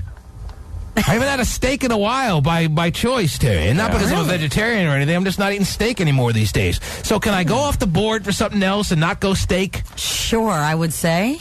Why not? It's your choice. Kind of with you on that. Kind of out on the whole steak thing. Oh, I'm not. Whew. How about it's more manly than all of us. Maybe Hummer and Chat Room Monitor Day. Oh, would that be the greatest? Terry loves a nice steak. Terry just sears it on each side and eats it raw. What if I want to double up on my BJ situation, Terry? What if I'm seeing a lot of these clips on Buzz, Max, Porn, two girls just taking in with all the festivities there. You know what I'm saying? Yeah, I do. A couple of keep your steak. And maybe it looks like a couple of baby birds, both going for the worm that the mama bird's dangling. Is that wow! Yes. Okay. I just want to make sure we're on the same page. Oh, I think you got it. Okay. Oh my God! What a visual! I didn't know the early bird catches that worm. Oh yeah, that's why we do the morning show. That's right. And maybe you could trade in the steak for another one. Another BJ. Who knows? So, on this site, is there any credence? Is there any confirmation that you were able to get that March 14th we are looking to sell to the world is now? I mean, at some point, somebody had to sell Valentine's Day, Terry. It didn't just happen with Adam and Eve, right? All right, it didn't just happen way back when we were going through the caveman days where, February 14th, got to go pick some flowers. No, somebody sold it at some point. Mm-hmm. Somebody proposed it. Somebody got a little momentum going behind it. And then universally it became accepted. I'm sure there was that whole St. Valentine crap and all that. But it had to be sold, right? So, are there people out there that are trying to sell the prospect of Steak and BJ Day? From that website that you're looking at, does it make any mention of March 14th? Oh, yeah. March 14th is now officially Steak and BJ Day.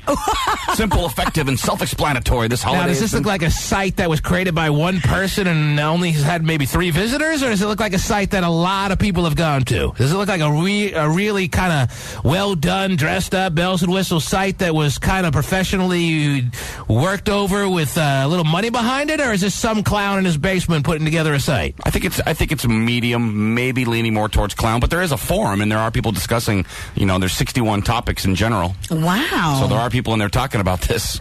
So there's a little bit of hope for this thing. Yeah, there's, one of the topics is help on jaw pain. Question for the ladies, that kind of thing. Wow.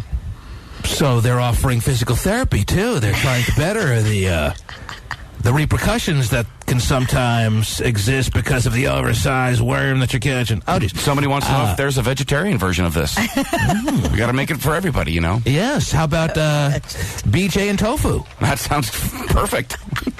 Minus the tofu. All I pretty much am needing is the BJ. And you can throw in, you can make it BJ and Tootsie Pop, whatever you need. BJ in silence. BJ in silence. BJ and then Shutty. You guys are terrible. So it says no cards, no flowers, no special nights on the town. The name of the holiday explains it all. BJ and then don't look at me. Jeez, you guys. So make a weird face. Anyway. Oh, wow. Really? Wow. Oh, there it is. .com. There it is. Somebody was right. How do you spell com? Anyway. All right, so maybe, who knows? Maybe not this March 14th, because sometimes these take a little bit of time to take hold, but who knows? Maybe 10 years from now, we'll be talking about, remember how they talked about it and they weren't even sure it was ever going to happen? Now I love it more every year. I don't know, though. It's going to be a tough sell. Don't you think? I do. Terry. Yes. I have printed out a couple of interesting little aspects of this idea for Steak and BJ Day on March 14th. You love it now. Oh, my goodness. What a concept. I have to share this with you. This is a concept invented by a guy named Tom. Aren't all ideas on the internet invented by Tom these days? Let's see if I can read this verbatim and give you an idea of just exactly what was in his mind when he invented Steak and BJ Day as far as the concept. Now all that's left is for it to be universally accepted. You know what I'm saying, Terry? Mm-hmm. Here's how he puts it. Steak and BJ Day was invented as a response to Valentine's Day, a day in which men get the privilege of showing their affection for their significant others by spending ludicrous amounts of time, money, and effort in showering them with gifts, dinners, shows, and various other trinkets and items to impress upon them just how special they are to us. Can you maybe slow down? I'm taking notes. Hold on. Mm-hmm. Yeah, whatever. Isn't it time, though, that there was a day like that for men? See, this is just how I expected him to be thinking, Terry. A day devoted to having the ladies show their men just how much we're appreciated. Well, thanks to Steak and BJ Day, the dream has finally come true. I feel like you're doing ads for him. This is awesome. And look how easy it is. Yeah, I'm doing a 60-second spot here. And look how easy it is. Since we're really only into one of two things, the formula for showing us that type of appreciation is really very simple. First, food. just give us a big hunk of cow. The napkin will be unnecessary. That's what our arms are for. The second part doesn't require any further explanation. It's a win-win situation. You ladies can show your men just how much they're appreciated, especially after they've gone overboard with doing the same a month earlier on February 14th. Let's make Steak and BJ Day the best holiday ever. So writes Tom, the founder of the concept of Steak and BJ Day for March 14th. Terry, are you going to make March 14th? Because even though it's not universally recognized yet, Terry, every individual lady out there, if she so feels the inclination to do so, she could take it upon herself, even though there isn't a little marking on the calendar yet that's put out by Hallmark, wherever you buy your calendars every year, Terry, even though it's not in your BlackBerry per se as far as popping up, because it hasn't really been etched in stone yet, if you know what I'm saying. I'll put it in there. Hold on. It doesn't mean that women out there can't take it upon themselves to say, well, I'm going to jump the gun. I can see the future, and the future will be March 14th. That is a national holiday that is Steak and BJ Day. But until then, I'm going to take it upon myself to show my man how appreciated he is. And I'm going to give him his steak. And then I'm going to take in his beef, Terry. Jeez. So to speak. It's a family show. Yeah. Okay. Are you going to? You always profess what a happily married woman you are, Terry. You always promote how, it took some time, but it was worth the wait. You found the man of your dreams. He was hiding for so many years, but all of a sudden, Ollie Oxenfree, he came rushing to you. Better late than never, Terry, and you've been living happily ever after.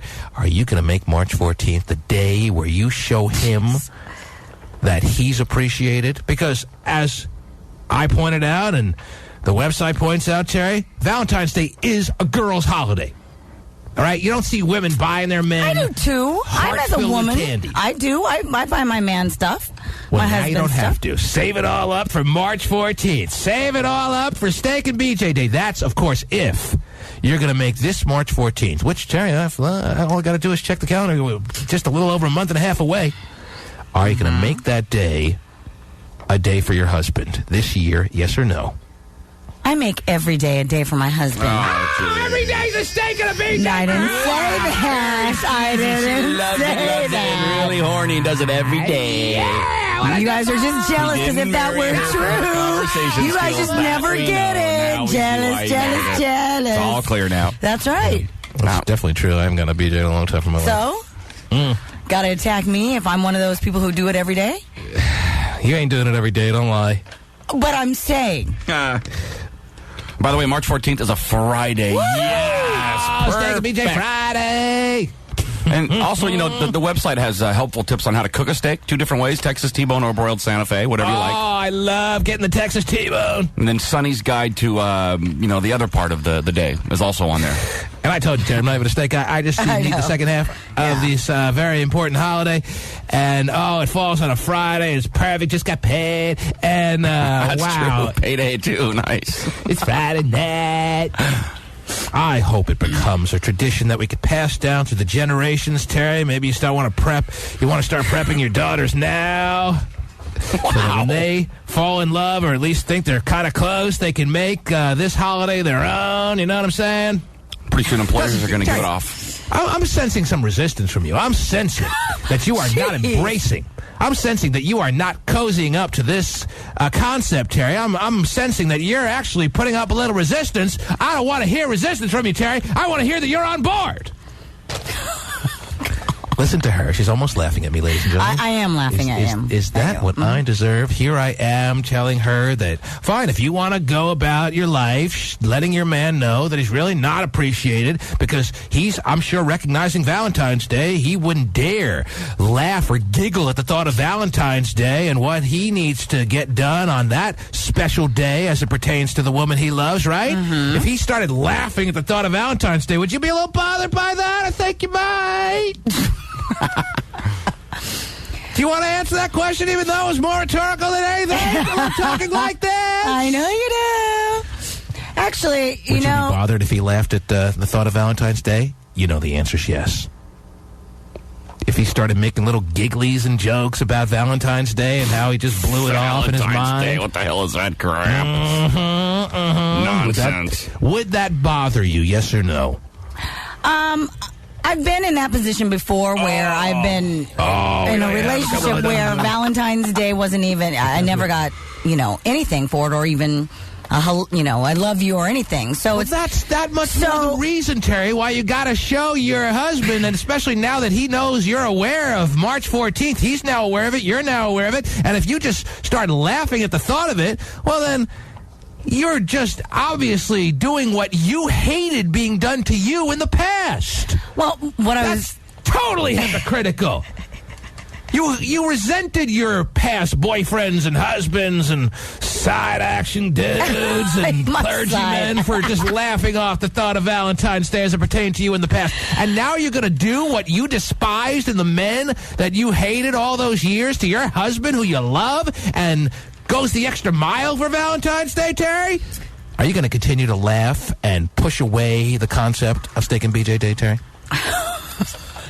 I'll use the defense that men use, or some other callers use in regards to Valentine's Day. Listen. Oh, it is about men. No, because you in fact brought up the fact that Valentine's Day is all about women, right, and so that's why the steak and whatever day it is on March 14th. Don't have any illusions, Terry, and try to pretend like Valentine's Day is a mutual gender holiday. It's not. All right. Now, you're continuing so far to show resistance to Steak and BJ Day. I'm going to let you sit. I'm up against a heartbreak, Terry, and hopefully I will be on March 14th, too. I am going to give you this time, however.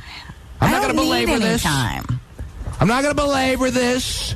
But you do need time, because I know what you're acting like now. You're scoffing at the thought of Steak and BJ Day. You're scoffing at the thought of showing any love or respect, if you will, to a holiday that pertains to men, that shows the love, when Valentine's Day is still fresh in everyone's mind a few weeks earlier. When March 14th rolls around, Terry, you better step up. That's all I'm going to say. You may laugh at it now, and I'm going to give you this break to reconsider.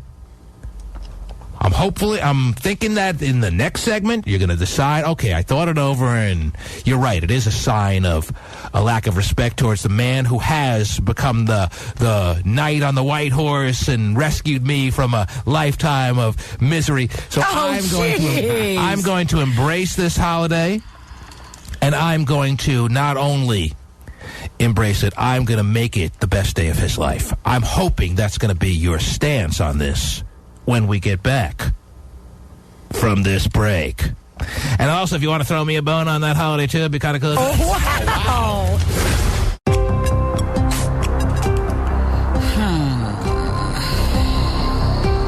Terry's been contemplating all through the break whether she's going to endorse and embrace the March 14th very important spectacular that will be happening all across our world.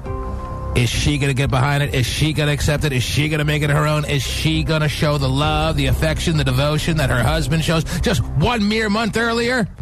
And then to the rest of the staff, is she going to do that? Whoa. And she's been working that through her mind all through the commercials and the song, and now's the time where you have to come to some conclusion, Terry. What's your feeling on this, please? Oh, you're going to do it? Okay, great. Let's move on. 1-866. I knew you'd come around. You're so easily able to conform. 1-866-663. T-Man is the number to call. Let me go to Teresa in Hayward. You're on the air. Hello. Hi, T-Man. Hi, Ted. How are you, Good. Teresa? Yes. I like women more than ever today, Terry, and I've always loved women, but March 14th just being less than, 2 months away is such a beautiful thought. Yes, Teresa. Yeah, I used to live in Japan. That's a big tradition, the White Day. They call it White Day. They call it Wife Day? White day. White day? White. White, as in, Let's act like white people today and just start handing out the Hubbers? What? No, it's just a white day. It's a tradition that women are obligated to give something to a man. Oh, yeah. Women are obligated to do a lot in Japan, even to this day, aren't they?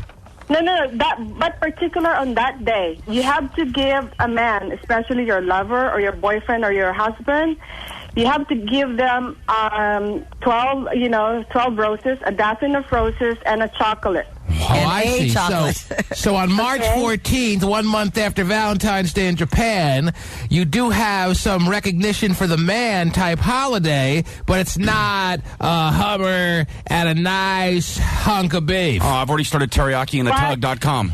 But you know what? It's all up to you to give something really great with your man. And something tells me, just hearing the sound of you, Teresa, that you never had a shortage of being able to give. I have, but it's not really obligated to do that. But you're a great giver, aren't you? You're a great giver of especially sexual satisfaction, aren't you? Isn't that a priority of yours? Maybe it has something to do with your Japanese culture. Maybe it doesn't. But aren't you? Can't I just sense that I'm? Tell me I'm right here, Teresa. Aren't you a great giver when it comes to sexual situations? Yes or no? Please say yes. Please. Yeah. Aren't you just a wonderful giver in sexual situations? Of course. Yes. Yes, you are. Yes. And what would you say your specialty is, Teresa? What is something that Teresa does that the average woman out there really doesn't hold a candle to? What is your unbelievable talent? Where does it lie in the sexual world there, Teresa? Well, to serve a man well. To serve a man well. But it should be a mutual. Yes. You're bugging Terry, I can tell. No. Listen. She just said, she said it should be mutual. That saved her right there. Because she's right. It should be mutual. From what? Yeah. Because from the wrath of Terry? No. Well, listen, honey, you're in America now, and you should talk. Are you with someone presently, Teresa? Do you have a boyfriend? Do you have a husband? What's your status? No, I'm not. Single woman. No, I'm single. Single woman with all these entrenched little ways of life in her mind, body, and soul, just ready to splurge on some lucky guy out there. If I will have that right guy. If you have the right guy. Now, what is the right guy? Give me your definition of the right guy. Guy who pays for the movie? Wow. What's the right guy? Give me the checklist. I'm sure it's not the most lengthy checklist of all time. Give me the checklist that makes a guy the right guy. She can't even answer the question, Terry. I ask her a pretty simple question. What makes a guy the right guy? And listen how confused she sounds. Well, you know what? If you are really emotionally involved with a guy and physically involved with a guy, you will really know if it's the right good. person. So you're not interested or able to figure out whether he's the right guy until you get physically involved with him. I love it. No, yes. That's what you just said. You said that once you're physically and emotionally involved, then that pretty much will then make him the right guy. So what that means is you'll get physically involved with a guy before you have any clue if he's even the right guy. It's not only that. You should be emotionally and... What, you put me on speakerphone? Yes. Did you put me on speakerphone?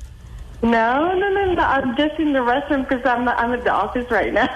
She's in the restroom? Yeah, because I'm You're in the at restroom? the office right now. Really? You going to tinkle? No. Oh, she wants to talk. That's how. What are you going to do? You going to take a nice, healthy piss? What are we doing here? What are you doing in the bathroom? Because I'm in the office, so everybody can hear me. Oh, so you went into the bathroom so you went into the bathroom so you can talk to us at a more louder speaking voice. Yes.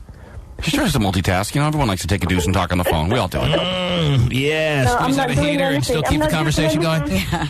So, because you didn't want your coworkers, especially the men, hearing that you love to get physical before you really even know anything about them, and if they're a good or bad guy, you just love to get your needs taken care of. That's pretty much what I'm taking from this conversation so far. And you were worried that your coworkers were going to hear the same thing? Is that what you're racing to the bathroom because of, or what? Yes. Yes. So when was the last time you had sex? Oh, my God. Don't ask me. Well, you're in the bathroom now. I can ask these questions. Okay. It's been a long time. You got the privacy of the bathroom, and if you need to check, I mean, this is a question now that I can ask because you're in the bathroom. So it's been a long time? How long? Like a year now. A year? Wow. It's longer than I would have expected to. Yeah. Wow. Saving it for the right guy. What have you been doing to take care of your physical needs, your mental needs over the past year? I really don't think about it. So you just suppress all sexual thoughts and pretend they don't exist, and that's what got you through the year. Yes. All right, it's like the 50s again. That's great. Yeah. So this could only blow up in your face. Saving. Wow. For the right person. There's nothing wrong with that. How old are you, Teresa? No, there isn't. You're right. Oh, there's plenty wrong with it, Terry, but we don't know. No, there's not. How old are you, Teresa? I'm 41, and Yes, I thought you were one of our older listeners. Mm-hmm. I'm Pinay, too. I'm a Filipina. Oh, you're Like Filipino? Terry. I thought you said you were Japanese. She lived in Japan. She lived there. Yeah, I used to live in Japan. Well, how does a Filipino woman wind up in... Oh, whatever, it's pretty close. Anyway. How does a Filipino woman not have sex for a year? Oh, geez, I'm pretty so picky. easy. I did it for a while, yeah. Well, you better get cracking and finding this right guy because you're 41 and you don't want to wind up a Filipino old maid. I'll tell you that right now. That's Honey, true. Muddy the Buzz. Be Mother Teresa before you know it. Mm-hmm. Oh, wow. Oh, jeez. Teresa, what are you going to do this weekend? You going to be all lonely and not thinking about sex all weekend or what? I have a bunch of friends, and I have kids, and I like kids, you know. Well, that's good because you have them. And she does things backwards, I don't forget. Mm-hmm. I know. She I'm has worried kids and about then she that figures out too. whether she likes them. Right, exactly. Okay. Teresa, it's been fascinating talking to you, and I'm glad that you participated in the show, and I hope to hear from you again soon with an update on your social life. If you can tell us when the drought of a year-long situation of not having sex ends, I'd be happy to hear all about it, okay? Sure. So what I'm basically saying is call us back Monday. Thanks for the call. Because you know she's going to explode on some guy's situation, and probably this weekend, Terry. Yeah. She's going to explode like an overcooked lumpia, Terry. Don't you think twice about that. All the guts of that will come splurging on out. I mean the lumpia, yeah. Yeah, I got it. And the hot oil, right. Oh, jeez. Renee, don't pretend like you understand the ways of cooking lumpia when you're not a I already oil. know how to do it. I know Like how Martha to roll Stewart, you know they them. use oil. All right. I know how to roll Terry's so hot shots. authentic. She That's the wasn't only thing raised I know how by to white use. people, I guess. I guess she was able to difficult is it? overcompensate She doesn't and even make like up for lost time on the cultural gap Talking that she had. about. You like Terry, American you food. try to overcompensate because even though you're Filipina, you were raised by white people, so Yeah. you feel the need to go beyond the The Call only of thing I know how Duty to to cook prove that you is understand. lumpia, and that's the only thing I claim to know. Oversized lumpia. Don't take it the other way now, Terry. We got caught in a weird moment and just deal with it. Anyway, Renee, yes, you're on the air. Hey, Inwood. How how's are it you? going, guys? What can we do for you? Well, I got a little, make Terry feel a little bit better about this day, huh? March 14th. All right, well, let's try to move it along because I got a lot of people waiting, and it's Friday, and it's past 9 o'clock, and I want to get a lot of calls in, yes. Okay, so it's not about appreciation. It should not be about appreciate. Don't appreciate the man. You got to motivate the man. You got to make him feel better. When he's down on his chips, you got to make him feel better. Make him feel better about himself by giving him a good old BJ. Wow. You know? That's No, I don't mind the his thought. job. I don't mind where the end result of this is, but first of all, when he's down on his chips, not when the chips are down, and she is doing this not because she wants to be in a situation where she shows a little bit of appreciation for him, which is so terrible, I guess. She's just doing it to motivate him so she can get more out of him than she was getting already. It's all about sucking that turnip dry. Wow. No Squeezing it frivolous for all BJs. it's worth. That's what it's always about these days. We don't give BJs for no reason. We you know, it's not a frivolous BJ. We got to make him feel better. You know, Why get him shouldn't motivated. you? Get him off his I feet. love the ladies out there who give Hummers because they love it. There's 7 of them, we right? love it, too. We love to give it to make them feel better. Whatever. You just said there's always an ulterior motive, and that's all that I need to know from you. Whoa. Tierney, the violent tongue lesbian. Good morning. Good morning, T-Man. Good morning, Tierney, the violent tongue lesbian. That's right. How are you, Tierney, the violent tongue lesbian? I'm doing pretty good today. That's great, Tierney, the violent tongue lesbian. She's my favorite gay caller that we have ever. Oh, wow. Hey. Wow. Tierney, Yes, sir. what can I do for you this morning? Oh, I was just calling just to say hi. Yesterday we kept getting cut off, and I... Yes, Tierney, the violent tongue lesbian. And all you have to do is call in, because I love saying Tierney, the violent tongue lesbian, and that's good enough. So even if you don't have a topic to talk about in the program, Tierney, the violent tongue lesbian, then feel free to call in anyway, because I love, as I just said, saying Tierney, the violent tongue lesbian. So thank you for checking in, Tierney, the violent tongue lesbian, and we'll talk to you soon. All right, thank you. Take care, Wow, that was quick. So there's even so many times that I can say that, Terry. Only so many times. And then your wife says, hurry up. Come on. Oh, jeez. Huh? No, never mind. It came out wrong. Sorry. We trying to make a joke? Yeah, I was, but never mind. Dump it. Okay. An easier name to say. Oh, dump it? D-A. Woo! I mean, hit the dump button, which is really reserved for profanity. You want to dump your because that stupidity whole now? thing was, please. If we got stupidity, that'll be every day. 3.5 hours of a 4-hour show. Yeah, I know. D.A. in San Jose. Hello. Yes, I'm here. What's Good up, morning D.A.? to y'all. Hey, I just wanted to say 2 quick things. One, I don't think American women are going to be, can't speak for Japanese or any other culture, but I don't think American women are going to be so quick to jump on this BJ and steak day. So Yeah, I think we all pretty much sense that, which is why I went beyond the Call of Duty to try to sell it, but it's not really taking hold already. I can sense that, but who knows? Greater miracles have happened. I think we should place it before V-Day, February 13th or January 14th. Therefore, if the women decide that they don't want to, work along with, showing the Male Appreciation Day, then, they know what's coming to them come February 14th. A little power play action here, Terry. How about that? We changed the holiday. We got to call Tom, who invented it, and infringe on his turf, but we got to do it anyway, and make this a February 13th thing, and then if the refusal is still the situation from the woman to her boyfriend or husband, well, February 14th ain't going to be what you're expecting then, and you don't deserve anything spectacular because you didn't show any appreciation to the man the day earlier. A good thought, D.A. All right, you guys have a nice day. Thank you so much, sir. We're going to hang it over your heads, Terry. Oh, is that it? There you go. We've officially changed BJ and Steak Day. Steak and VJ Day. Oh, Steak and BJ Day. VJ, BJ, you know what? Whatever you're willing to give, we're taking. And we're changing it. No, we need a couple of day buffer period. Let's change it to the Friday. It's always going to be the Friday before Valentine's Day. Yeah, no, I agree with that. Make it on like Thanksgiving. Have it on the same weekday. Because Valentine's Day is always the third Thursday of November. No, it's always the 14th, isn't it?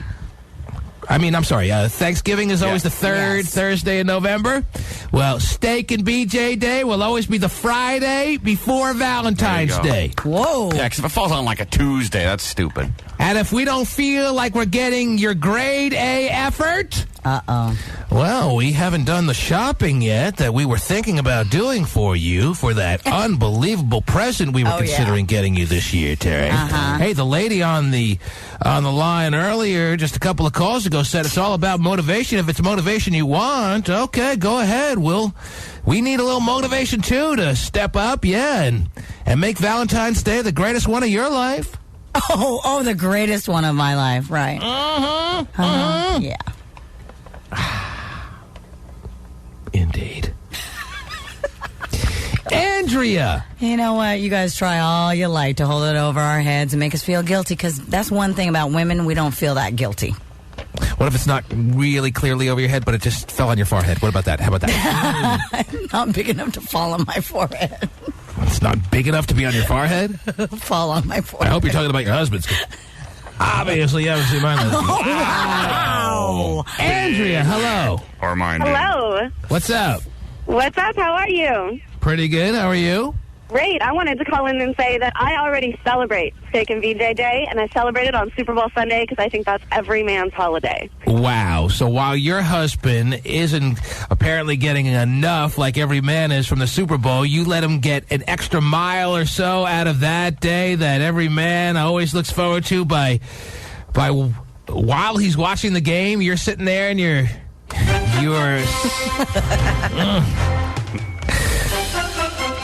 talk about fantasy football. Super fantasy football. Wow. Why aren't there more women out there willing to do such things, Terry?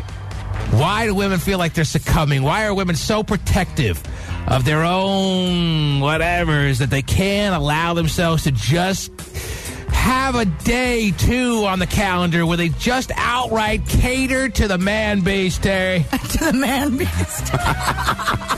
Every woman should do it.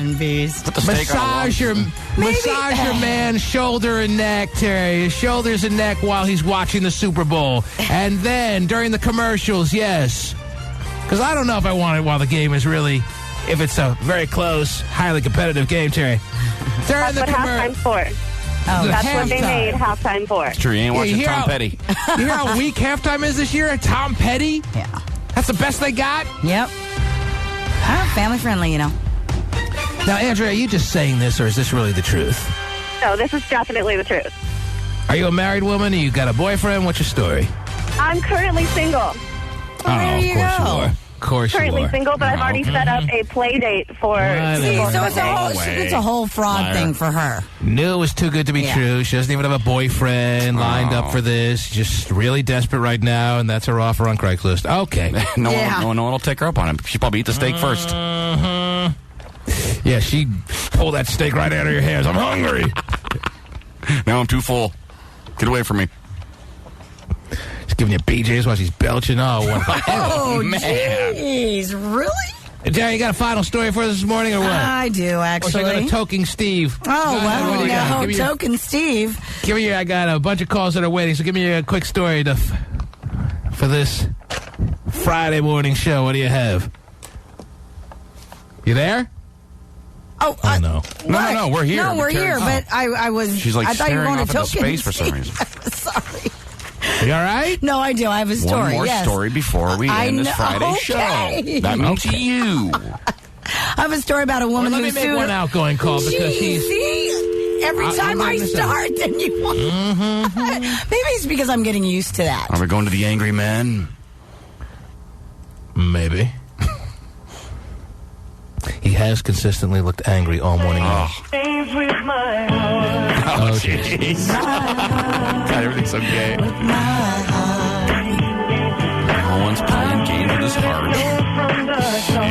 This is like the K-Tel CD of Gay Busters, or what? Yes. The all-time gayest chart busters. Uh-oh. No, he's screening us out. I can see him screening. Yeah. He looks at his phone and then looks away. He's not going to pick up my call. He looked at his phone and looked away. He's sitting there stewing all morning long, and he won't take my call. Yeah. If you leave your name and number after the tone, I will call you back as soon as possible. If you're calling from a blocked number, I do not accept blocked or private calls. Right. You'll have to hang up, dial star 82, and dial again. Thank you. I'm going to leave him a message. Gay. Yeah, keep in here. I don't think Terry Cam was really designed for you to sit up there for 4 hours a morning and stew and sulk and look all sour pussed. Do you? You can get back to me on that.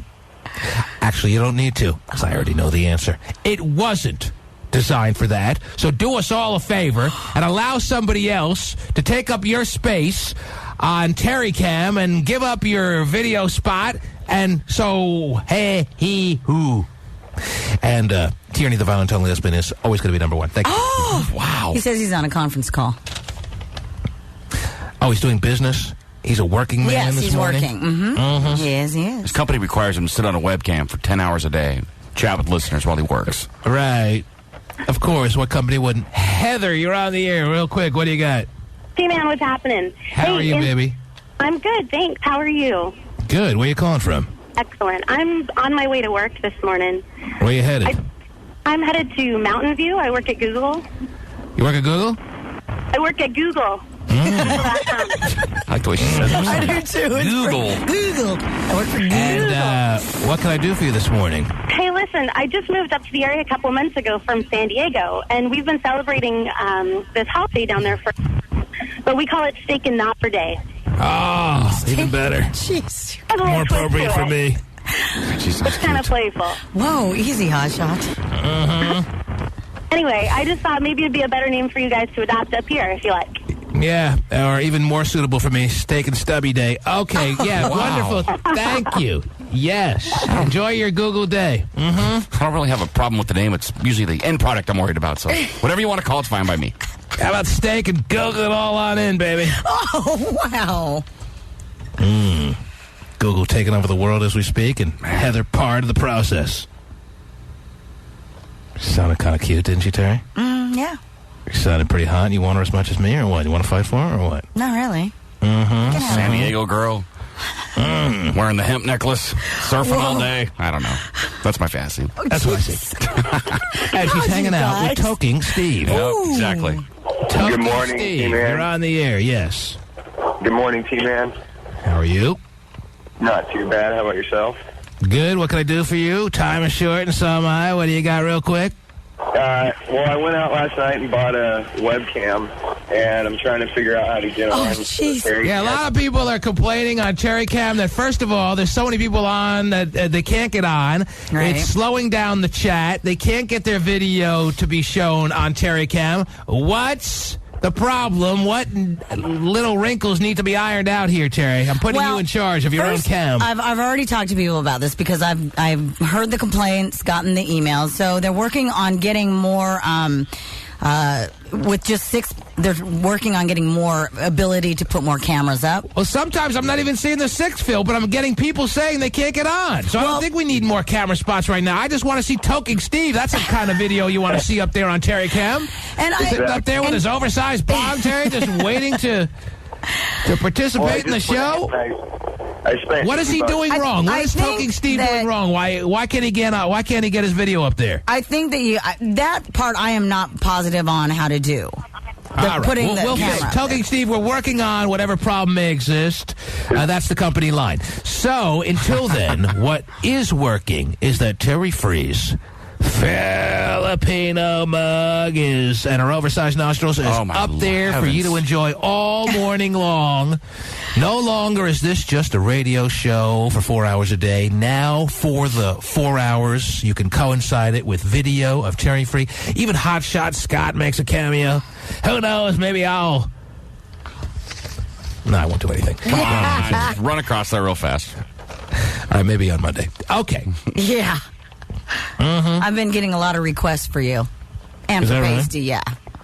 They want to see Pasty, too. Haven't you been getting those for years, Terry? Oh, actually, okay. yes. But, you know, Oh, you mean on video? Okay, yeah. The T-Man Show. Yeah. Tony Driver. Yes, the man loves to drive, and anyone who's gone to the TManShow.com knows what I'm talking about. How he had the camera turned on the road earlier. Did you see that? That was fun to drive along with Tony. Wasn't that a treat? Yeah. Get your car sick. I don't think he actually likes driving because he rarely does. He just looks at the computer the whole time. I know. Yes, he is just an accident waiting to happen. That'll be a YouTube video for many years to come. Tony, give us a wave. Give us a wave, Tony. 1969. Is that his birth year? Is he 38 years old? Something like that. 39 years old. Oh, there's a big smile. See, everything's like a minute late. Yeah. Like somebody asked Gay to wave. I saw during the break. Wow. And then somebody asked him to give me the. Somebody asked Gay, can you give me the finger? I know. That was a little creepy when somebody requested, someone in the chat room requested that Gay give him the finger, and then a minute later, Gay gives him a wave and the finger. I'm like, man, oh, look at Tessa drink from that bottle. It's Tessa, by the way. Yeah, you're so dirty. She can swallow it so good. Did you see that? Tell me that wasn't like planned. Tell me that like she really needed to quench your thirst. Come on. She's going to start peeling a banana any second.